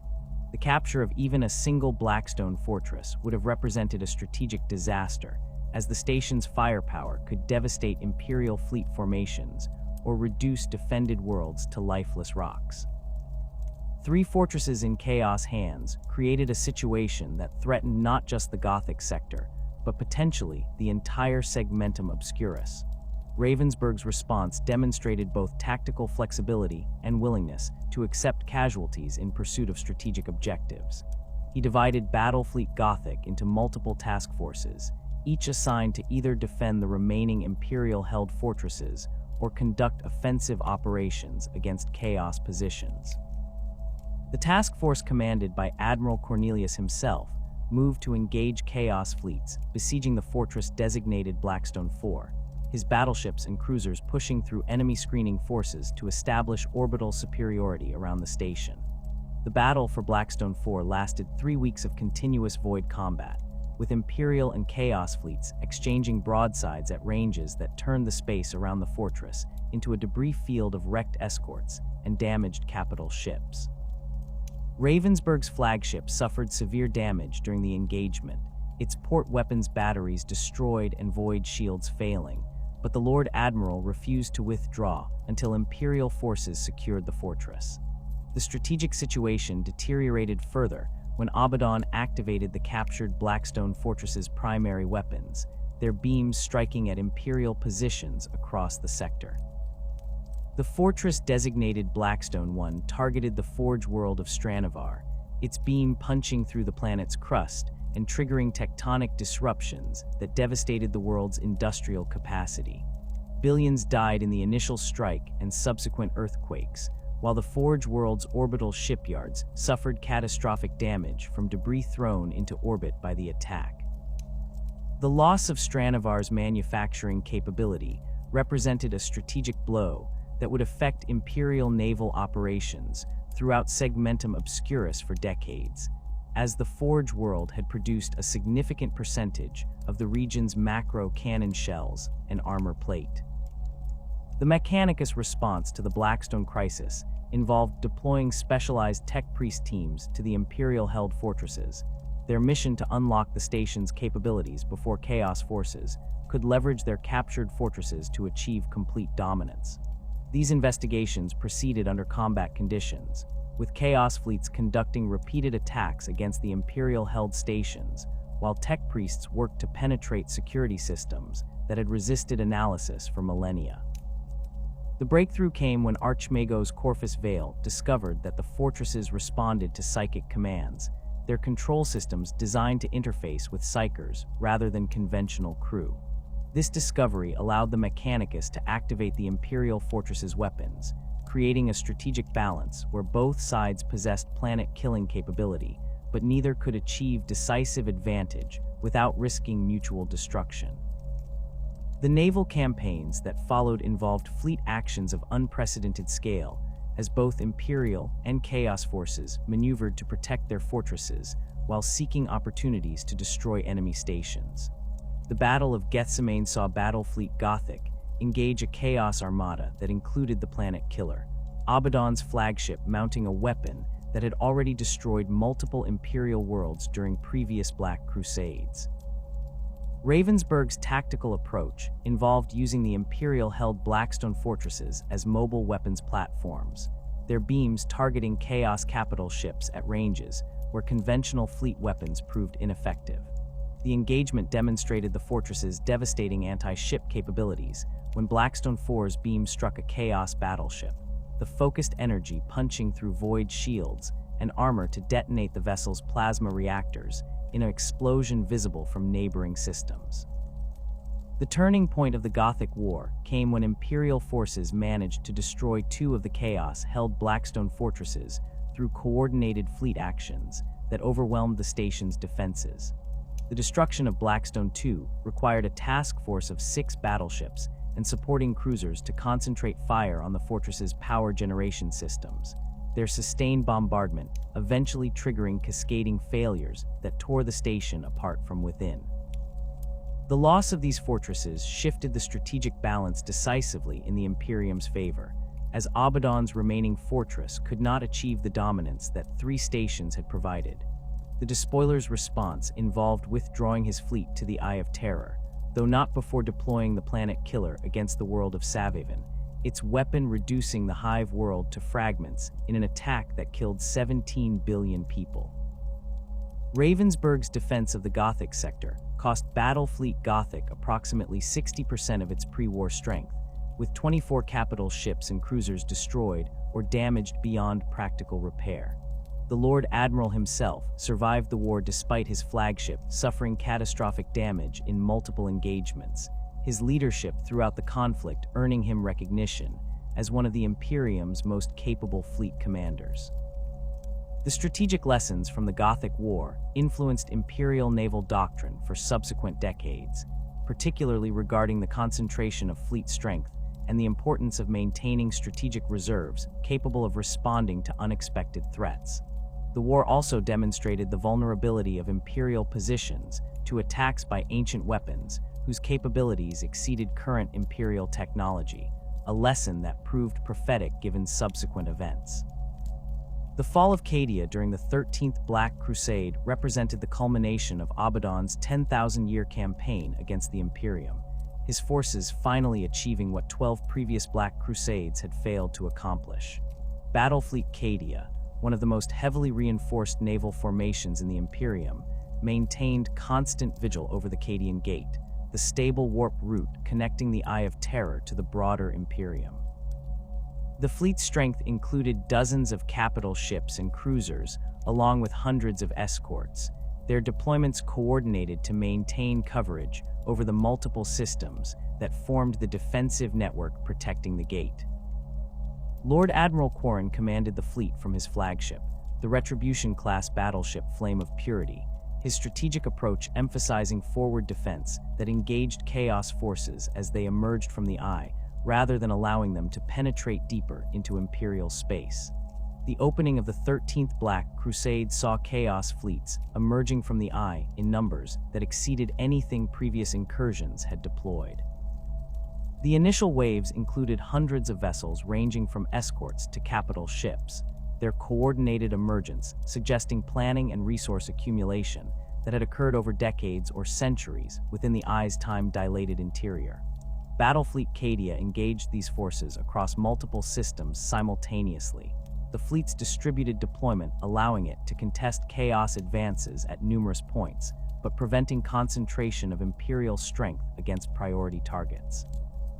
The naval battles that erupted across the Cadian Gate region involved fleet actions, where dozens of capital ships exchanged fire, while escort squadrons conducted running battles that lasted weeks as both sides maneuvered for advantage. The strategic situation deteriorated when Abaddon deployed the remaining Blackstone fortress from the Gothic War, its presence forcing Imperial fleets to disperse rather than concentrate against Chaos positions. The fortress's planet killing beam had already destroyed multiple worlds during its journey from the Gothic sector, and its arrival in the Cadian system created a threat that Imperial forces struggled to counter. Battlefleet Cadia attempted multiple attacks against the fortress, their capital ships conducting coordinated strikes that sought to overwhelm the station's defenses through concentrated firepower. These attacks achieved limited success, with Imperial forces managing to damage the fortress's weapon systems, but failing to destroy it outright before Chaos escorts and capital ships intervened to drive off the attackers. The destruction of Cadia itself resulted from Abaddon ramming the Blackstone fortress into the planet after Imperial forces disabled the station's primary weapon. The impact triggered tectonic collapse that tore the world apart over a period of hours, its fragmentation creating a debris field that would render the system hazardous to navigation for millennia. The loss of Cadia represented more than just the destruction of a single world. The planet's position had anchored the defensive network that protected the Cadian Gate, and its destruction allowed Chaos forces to pour through the gate in numbers that Imperial forces could not contain. The pylons that had stood on Cadia's surface for unknown millennia, their function involving some form of warp stabilization, ceased functioning when the planet broke apart, their destruction contributing to the catastrophic warp storms that would shortly tear across the galaxy. Battlefleet Cadia suffered catastrophic losses during the fall, with approximately 70% of its strength destroyed or rendered combat ineffective by the campaign's conclusion. Lord Admiral Quarren died when his flagship suffered catastrophic damage during the final defense of Cadia itself, the Flame of Purity's destruction taking with it most of Battlefleet Cadia's senior command staff. The surviving vessels withdrew to secondary positions throughout the sector, their scattered deployments reflecting the complete collapse of the organized defensive network that had protected the region for 10,000 years. The opening of the Great Rift shortly after Cadia's fall created additional chaos as warp storms erupted across the galaxy, their violence rendering many established warp routes impassable and isolating Imperial forces throughout Segmentum Obscurus. The formation of new battle fleets in the wake of the Great Rift's opening required unprecedented mobilization of Imperial naval resources from across the Imperium.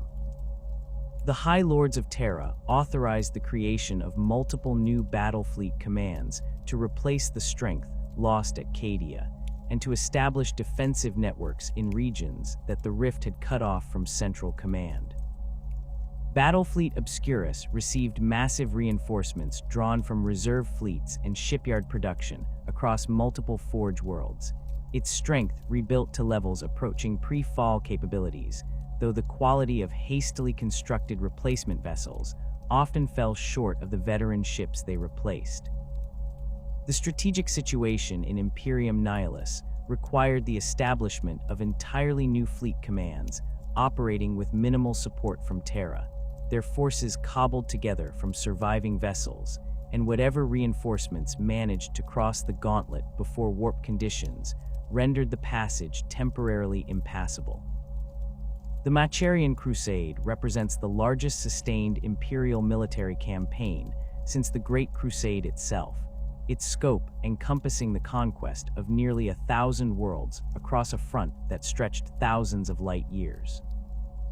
Lord Commander Solar Macharius launched the crusade in the year 392 of the 41st millennium, his forces including dozens of Imperial Guard armies supported by Navy assets that Lord Admiral Tydeus assembled into the largest fleet concentration in recent Imperial history. The fleet that supported the Macharian Crusade included over 200 capital ships and cruisers along with thousands of escorts, their strength drawn from multiple Segmentum Battlefleets and supplemented by vessels from Forge World Defense Forces and even some rogue trader vessels whose captains saw opportunity in supporting such a massive military operation. Tydeus commanded this armada from the Apocalypse-class Battleship Lord of Ages, his flagship serving as mobile command center for naval operations that spanned multiple sectors simultaneously. The Admiral's strategic approach emphasized maintaining secure supply lines between the Crusade's forward positions and Imperial space, his understanding that the Crusade's success depended as much on logistics as on tactical victories. The fleet's composition reflected this priority, with approximately 40% of its strength consisting of transport vessels, supply ships, and tankers rather than combat warships. These logistics vessels carried the ammunition, fuel, rations, and equipment that kept Macharius's armies advancing, their cargoes representing the lifeblood of the Crusade. The 7-year duration of the Macharian Crusade tested Imperial logistics capabilities to their limits. The fleet consumed supplies at rates that required constant resupply from Forge worlds and agri-worlds across multiple sectors. The volume of materiel involved exceeding anything Imperial planners had attempted since the Great Crusade. Ammunition expenditure alone required the output of dozens of Forge worlds working at maximum capacity, their production dedicated to maintaining the Crusade's advance rather than supplying other Imperial forces. The fuel requirements for the fleet's plasma reactors and the Guard's vehicle pools necessitated establishing supply depots at conquered worlds along the Crusade's route, these forward bases serving as staging points where vessels could refuel and rearm before continuing to the front lines. The naval campaigns that supported Macharius's ground operations involved establishing orbital superiority over target worlds before conducting planetary assaults, a pattern that repeated hundreds of times across the Crusade's 7-year span.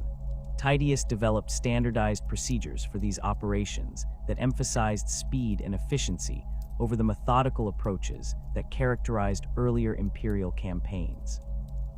A typical planetary assault began with scout vessels conducting auger sweeps to identify orbital defenses and enemy fleet elements, their reconnaissance providing targeting data for the main fleet's approach. The battle line then advanced, its capital ships engaging enemy orbital fortresses and defense platforms, while cruiser squadrons dealt with hostile fleet elements. Once orbital superiority was established, the fleet transitioned to bombardment operations that suppressed ground defenses and provided fire support for Guard landings. The logistical challenges of maintaining this operational tempo across 7 years required innovations in fleet organization and supply chain management that influenced imperial naval doctrine for decades afterward. Titius organized the fleet into semi-independent task forces, each assigned to support specific guard armies, and granted considerable autonomy in tactical decision-making. This decentralized command structure allowed the Crusade to conduct operations across multiple systems simultaneously without requiring constant communication with the fleet's central command, a necessity given the warp communication delays that affected coordination across such vast distances. Each task force included its own logistics train and repair vessels, creating self-sufficient formations capable of sustained operations without constant resupply from central depots. The Crusade's eventual conclusion came not from military defeat, but from Macharius's death and the subsequent collapse of unified command. The Lord Commander died of unknown causes, his passing triggering disputes among his subordinates about who should assume overall command. The fleet that Titius had assembled began fragmenting as individual admirals and guard commanders pursued their own objectives or withdrew to consolidate gains in regions they considered strategically important. Titius himself attempted to maintain fleet cohesion, but without Macharius's authority to enforce cooperation between different imperial commanders, the unified crusade dissolved into dozens of smaller campaigns. The admiral eventually withdrew the core fleet elements back to imperial space, leaving garrison forces and reduced naval squadrons to hold the conquered territories. The Tyranid Hive fleet encounters represent a fundamentally different category of naval warfare than conflicts against chaos or other conventional enemies. The first major engagement between Imperial naval forces and Tyranid bioships occurred when Hive fleet Behemoth entered the galaxy, its massive swarm of organisms approaching the eastern fringe on a trajectory that would take it through multiple inhabited systems. Battlefleet Tempestus, commanded by Lord Admiral Wrath, deployed to intercept the Hive fleet based on intelligence gathered by explorator vessels that had encountered the Vanguard organisms. The initial augur readings suggested a fleet of conventional vessels, though the strange organic signatures puzzled Imperial observers who expected to detect plasma drives and metal hulls rather than biological energy patterns. The Battle of Tyran Prime demonstrated the horrifying reality of Tyranid bioship capabilities when Battlefleet Tempestus engaged the Hive fleet's Vanguard elements. The bioships proved unlike any enemy vessels Imperial forces had previously encountered, their living hulls capable of regenerating damage that would cripple conventional warships, and their weapons launching organisms rather than shells or energy beams. The smaller bioships swarmed Imperial escorts, their numbers allowing them to overwhelm individual vessels through coordinated attacks that conventional tactics struggled to counter. The larger bioships, some measuring kilometers in length, engaged Imperial capital ships with weapons that fired corrosive organisms capable of eating through armor and void shields, their attacks causing damage that spread through affected vessels like infections. The tactical challenges of fighting Tyranid bioships forced Imperial commanders to adapt their doctrine rapidly or face annihilation. Conventional broadside exchanges proved ineffective against swarm tactics, where dozens of smaller bioships attacked simultaneously from multiple vectors, their coordination suggesting hive mind control that allowed them to operate as a unified organism rather than individual vessels.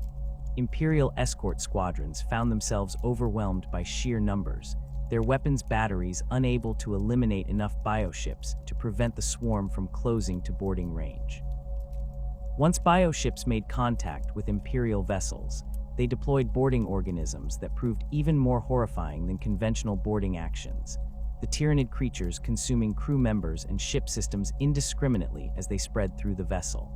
Lord Admiral Wrath's tactical response involved concentrating his capital ships into tight formations, where their overlapping fields of fire could create kill zones that bioships had to cross to reach Imperial vessels. This defensive approach sacrificed mobility for firepower concentration, with battleships and cruisers forming walls of battle that engaged approaching bioships at maximum range. The strategy achieved some success, with massed lance fire and macro cannon batteries destroying bioships in sufficient numbers to blunt some attacks. However, the Tyranid swarm proved willing to accept casualties that would break conventional enemy fleets, their bioships continuing to advance despite losses that exceeded 50% of attacking forces. The hive mind calculated that even heavy losses proved acceptable if enough bioships survived to overwhelm Imperial defenses and begin consuming the biomass of targeted worlds. The Eastern Fringe battles against Hive Fleet Kraken demonstrated that the Imperium had learned little from Behemoth's initial invasion, as Kraken's arrival in 992 found Imperial naval forces still struggling to develop effective counter-tactics against bioship swarms.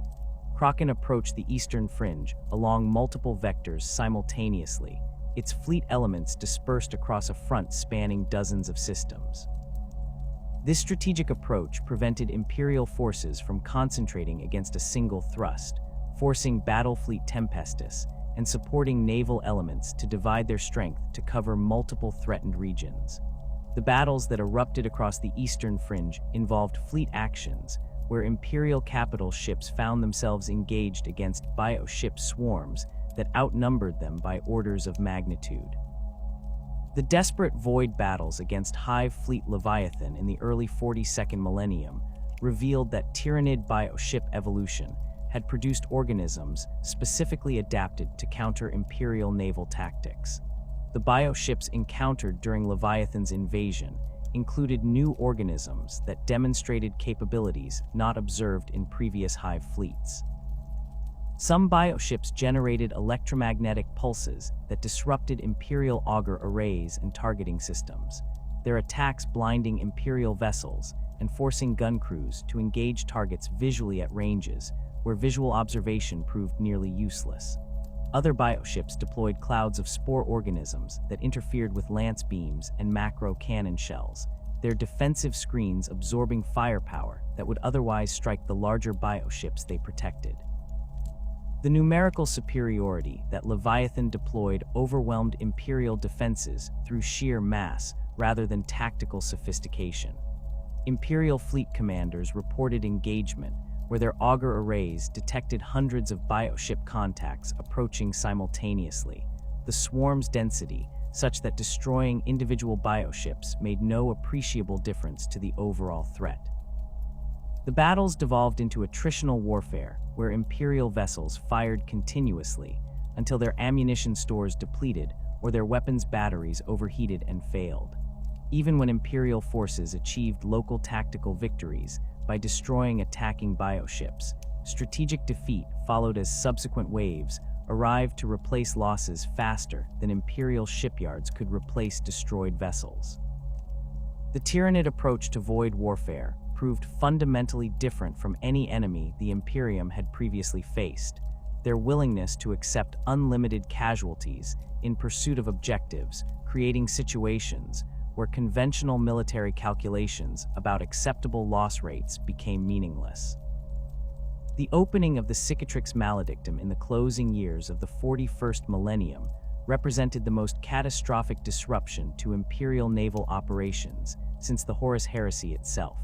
The Great Rift tore across the galaxy from the Eye of Terror to the Hadex anomaly in the galactic south, creating a barrier of warp storms so violent that conventional navigation through the affected regions became functionally impossible for most vessels.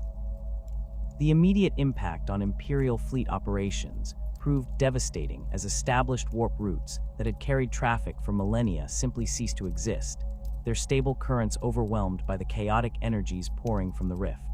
Navigators attempting to chart courses through or near the rift reported experiences that drove some to madness, their third eyes perceiving warp phenomena of such intensity that their minds could not process the information without suffering permanent damage. The strategic consequences manifested within weeks as communication between Terra and regions beyond the rift degraded to sporadic contact at best and complete silence at worst. Astropathic messages that normally crossed the galaxy in days or weeks now took months to arrive if they arrived at all, their psychic signals distorted or blocked entirely by the rift's interference with the immaterium. Naval commands on both sides of the divide found themselves operating without orders from higher authority, their Lord Admirals forced to make strategic decisions that would normally require approval from Segmentum Command or even the High Lords of Terra. Battlefleet Ultima, stationed in regions that fell into what would become known as Imperium Nihilus, lost contact with Mars and Terra almost immediately, its commanders receiving their last coherent orders in the weeks before the rift's opening, and nothing but garbled fragments afterward. The severance of warp routes affected not just military coordination, but the fundamental logistics that kept Imperial naval forces operational. Forge worlds on the Terra side of the rift had supplied ships, ammunition, and replacement parts to fleets operating in what became Nihilus for thousands of years, their production integrated into supply chains that assumed reliable warp travel between manufacturing centers and fleet bases.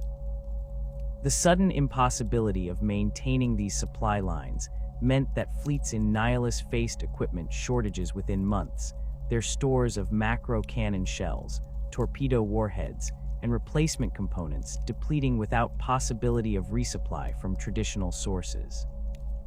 Shipyards in Nihilus that had relied on raw materials and specialized components from Mars found themselves unable to complete vessels already under construction, their half-finished hulls sitting in orbital berths, while tech priests searched desperately for alternative suppliers. The Astronomican's light, which had guided navigators for 10,000 years, became unreliable or completely invisible to navigators operating in Imperium Nihilus. Those navigators who ventured into the deeper regions of Nihilus reported that the beacon appeared dimmed to the point of uselessness, its light blocked or distorted by the rift's overwhelming presence in the warp.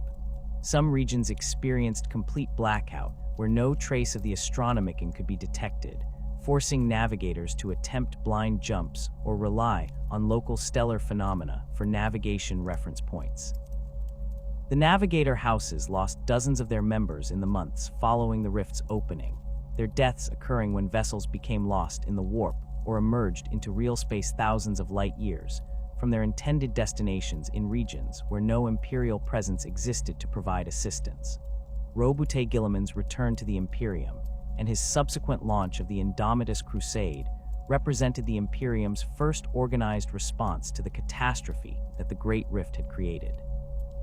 The Primarch assumed command of military forces that included elements from across the Imperium, his authority as Lord Commander of the Imperium superseding normal chains of command, and allowing him to coordinate Navy, Guard, and Space Marine assets in ways that the fractured Imperial command structure typically prevented.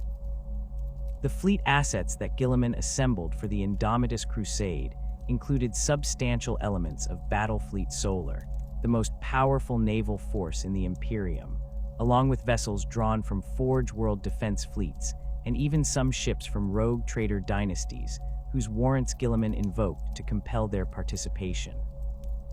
The Unnumbered Sons, Space Marines from various chapters who had been organized into mixed formations during the Terran Crusade that preceded Guilliman's broader campaign, brought their own fleet assets to the Indomitus Crusade. These strike cruisers and battle barges operated under direct Primarch authority rather than answering to their parent chapters, creating an ad hoc Space Marine fleet that numbered dozens of vessels. The torchbearer fleets that accompanied the Crusade carried the Primaris Space Marines and their equipment, their vessels including specialized transports designed to deliver these reinforcements to chapters across the galaxy. These torchbearer ships incorporated technologies that Archmago's Dominus Belisarius Call had developed during his 10,000-year project to create the Primaris Marines, their systems including improved Geller field generators and auger arrays that performed better in the disrupted warp conditions that now characterized much of the galaxy. The Indomitus Crusade's naval operations involved pushing through the Nachmund Gauntlet, the narrow passage through the Great Rift that represented the only reliable route between Imperium Sanctus and Imperium Nihilus. The Gauntlet's approaches on both sides became sites of intense naval warfare, as Chaos forces recognized the strategic importance of this passage and deployed substantial fleet assets to contest Imperial control. The battles fought in the systems flanking the gauntlet involved fleet actions, where Imperial capital ships engaged Chaos vessels that emerged from the rift itself, their hulls bearing the marks of millennia spent within the Eye of Terror or other warp storm regions. The Imperial Navy's tactical approach emphasized establishing and maintaining control over the gauntlet's endpoints, their defensive networks incorporating orbital fortresses, minefields, and patrol squadrons that screened for Chaos incursions. Guilliman's fleet crossed the gauntlet in force during the early phases of the Indomitus Crusade, the Primarch's presence aboard the flagship Macraga's honor, providing both strategic direction and symbolic importance to the operation.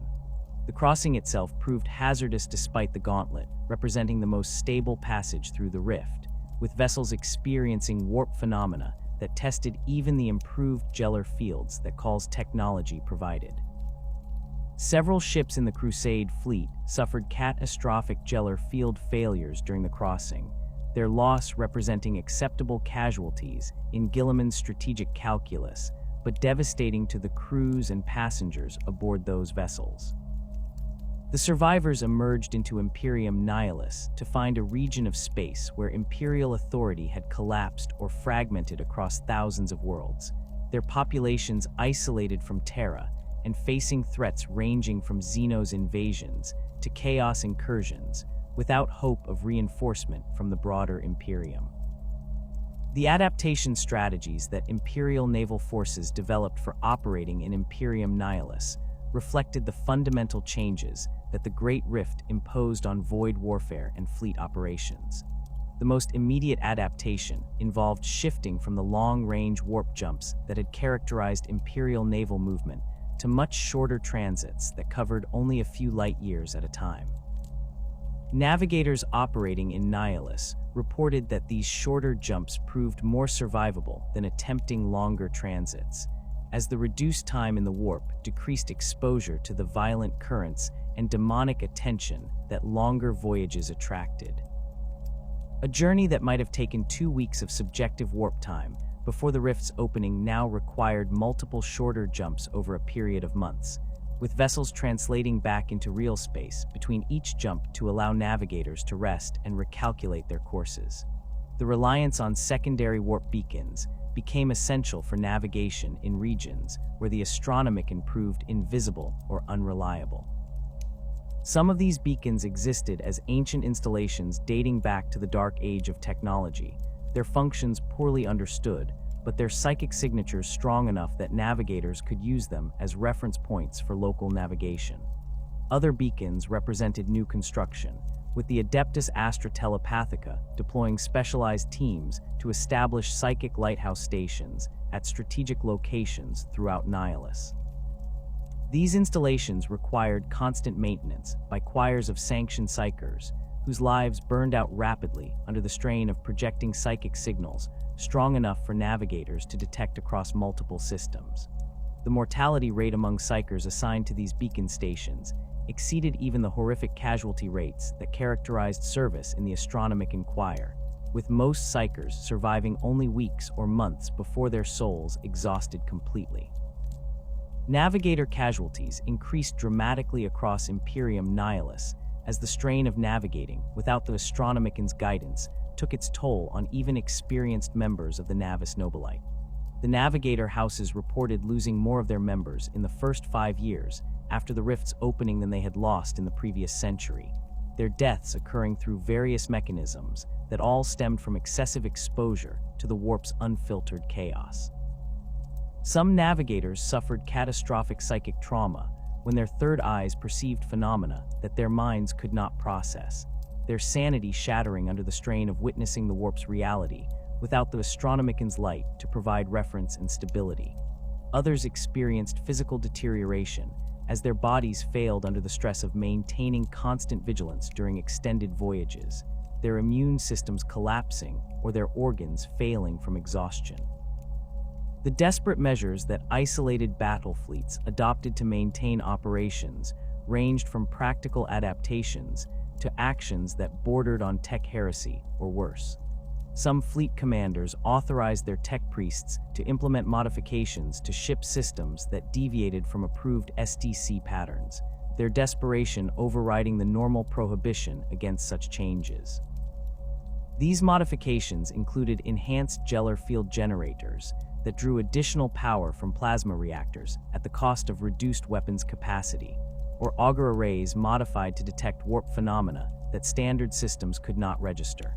The Mechanicus tech priests who implemented these changes did so with full knowledge that they risked charges of tech heresy, but the alternative of watching their fleets become non-functional due to equipment failures proved unacceptable. Other fleets resorted to pressing captured enemy vessels into Imperial service, their crews stripping chaos corruption from hulls and reconsecrating them to the Emperor before deploying them alongside conventional Imperial ships. This practice violated numerous regulations and invited accusations of heresy, as the taint that permeated chaos vessels proved difficult or impossible to cleanse completely.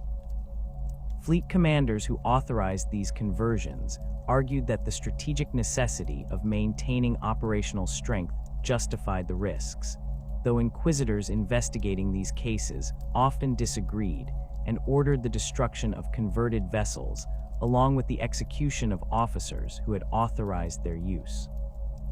The practice continued nonetheless, as isolated fleet commanders recognized that maintaining combat capability took precedence over regulatory compliance when their forces stood as the only Imperial presence in entire sectors.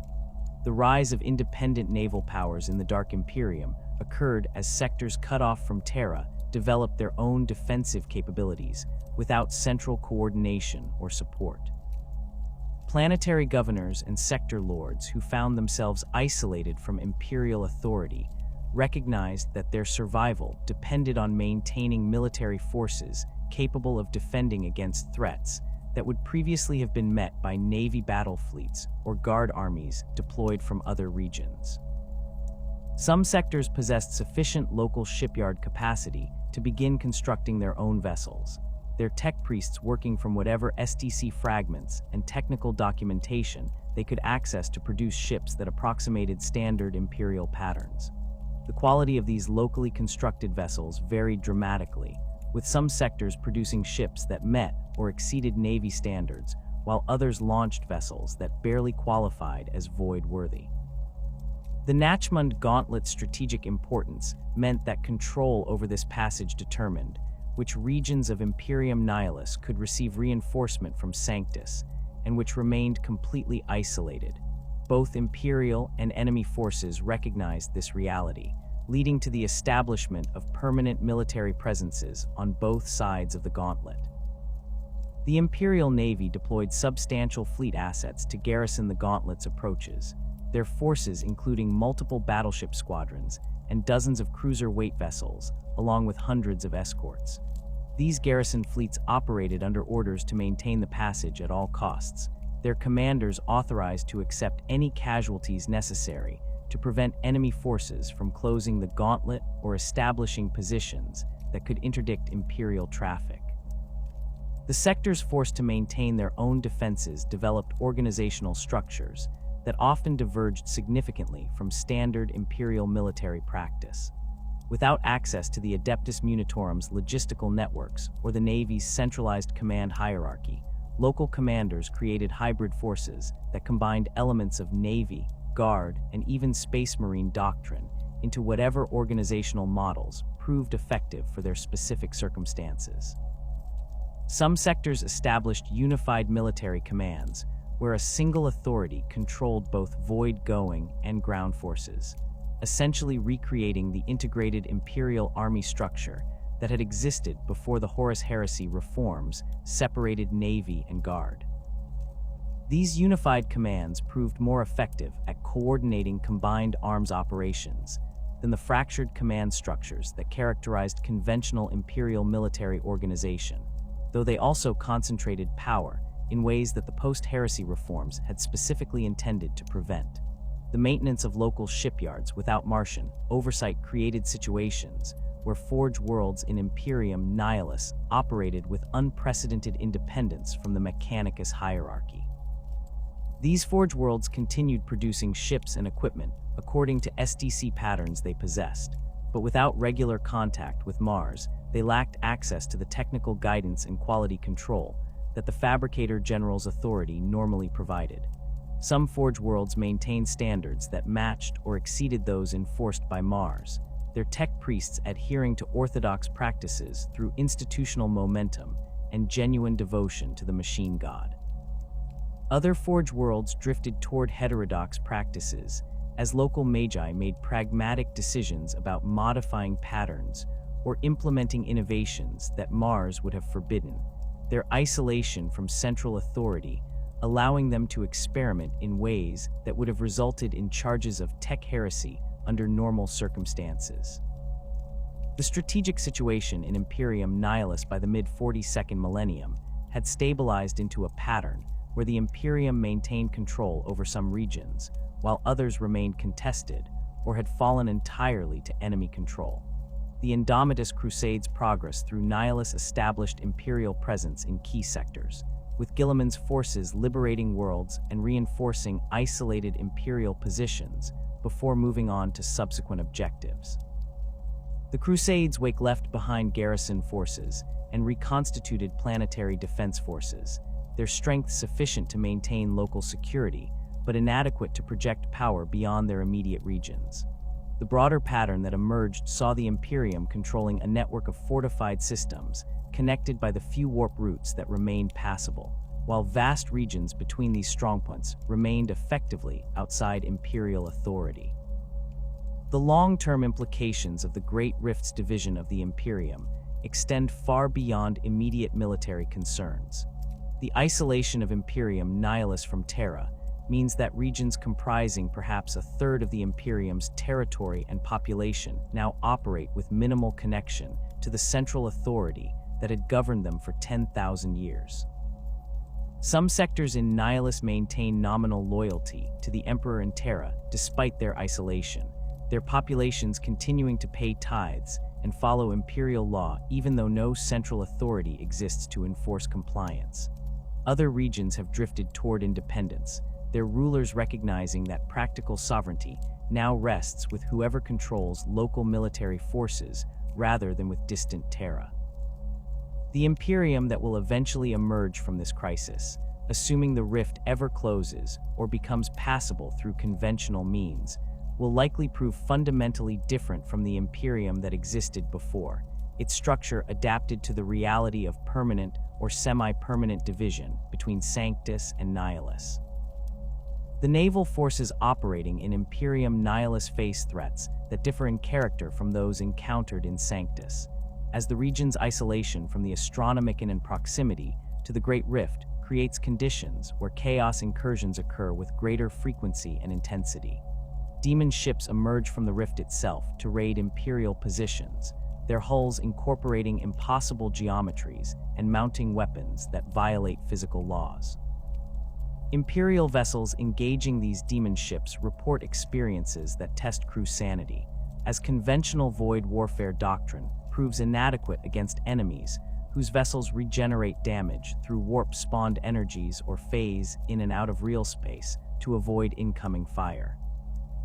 The fleet commanders who operate in these regions develop specialized tactics for engaging demonic threats, their approaches emphasizing rapid engagement and overwhelming firepower delivered before demon ships can fully manifest their capabilities. The Imperium's naval power projection capabilities across the entire galaxy have been fundamentally and perhaps permanently diminished by the Great Rift's opening. The fleets that once moved freely between segmentums now face barriers that prevent or severely restrict their movement, their strategic flexibility reduced to operating within either Sanctus or Nihilus rather than across the galaxy as a whole.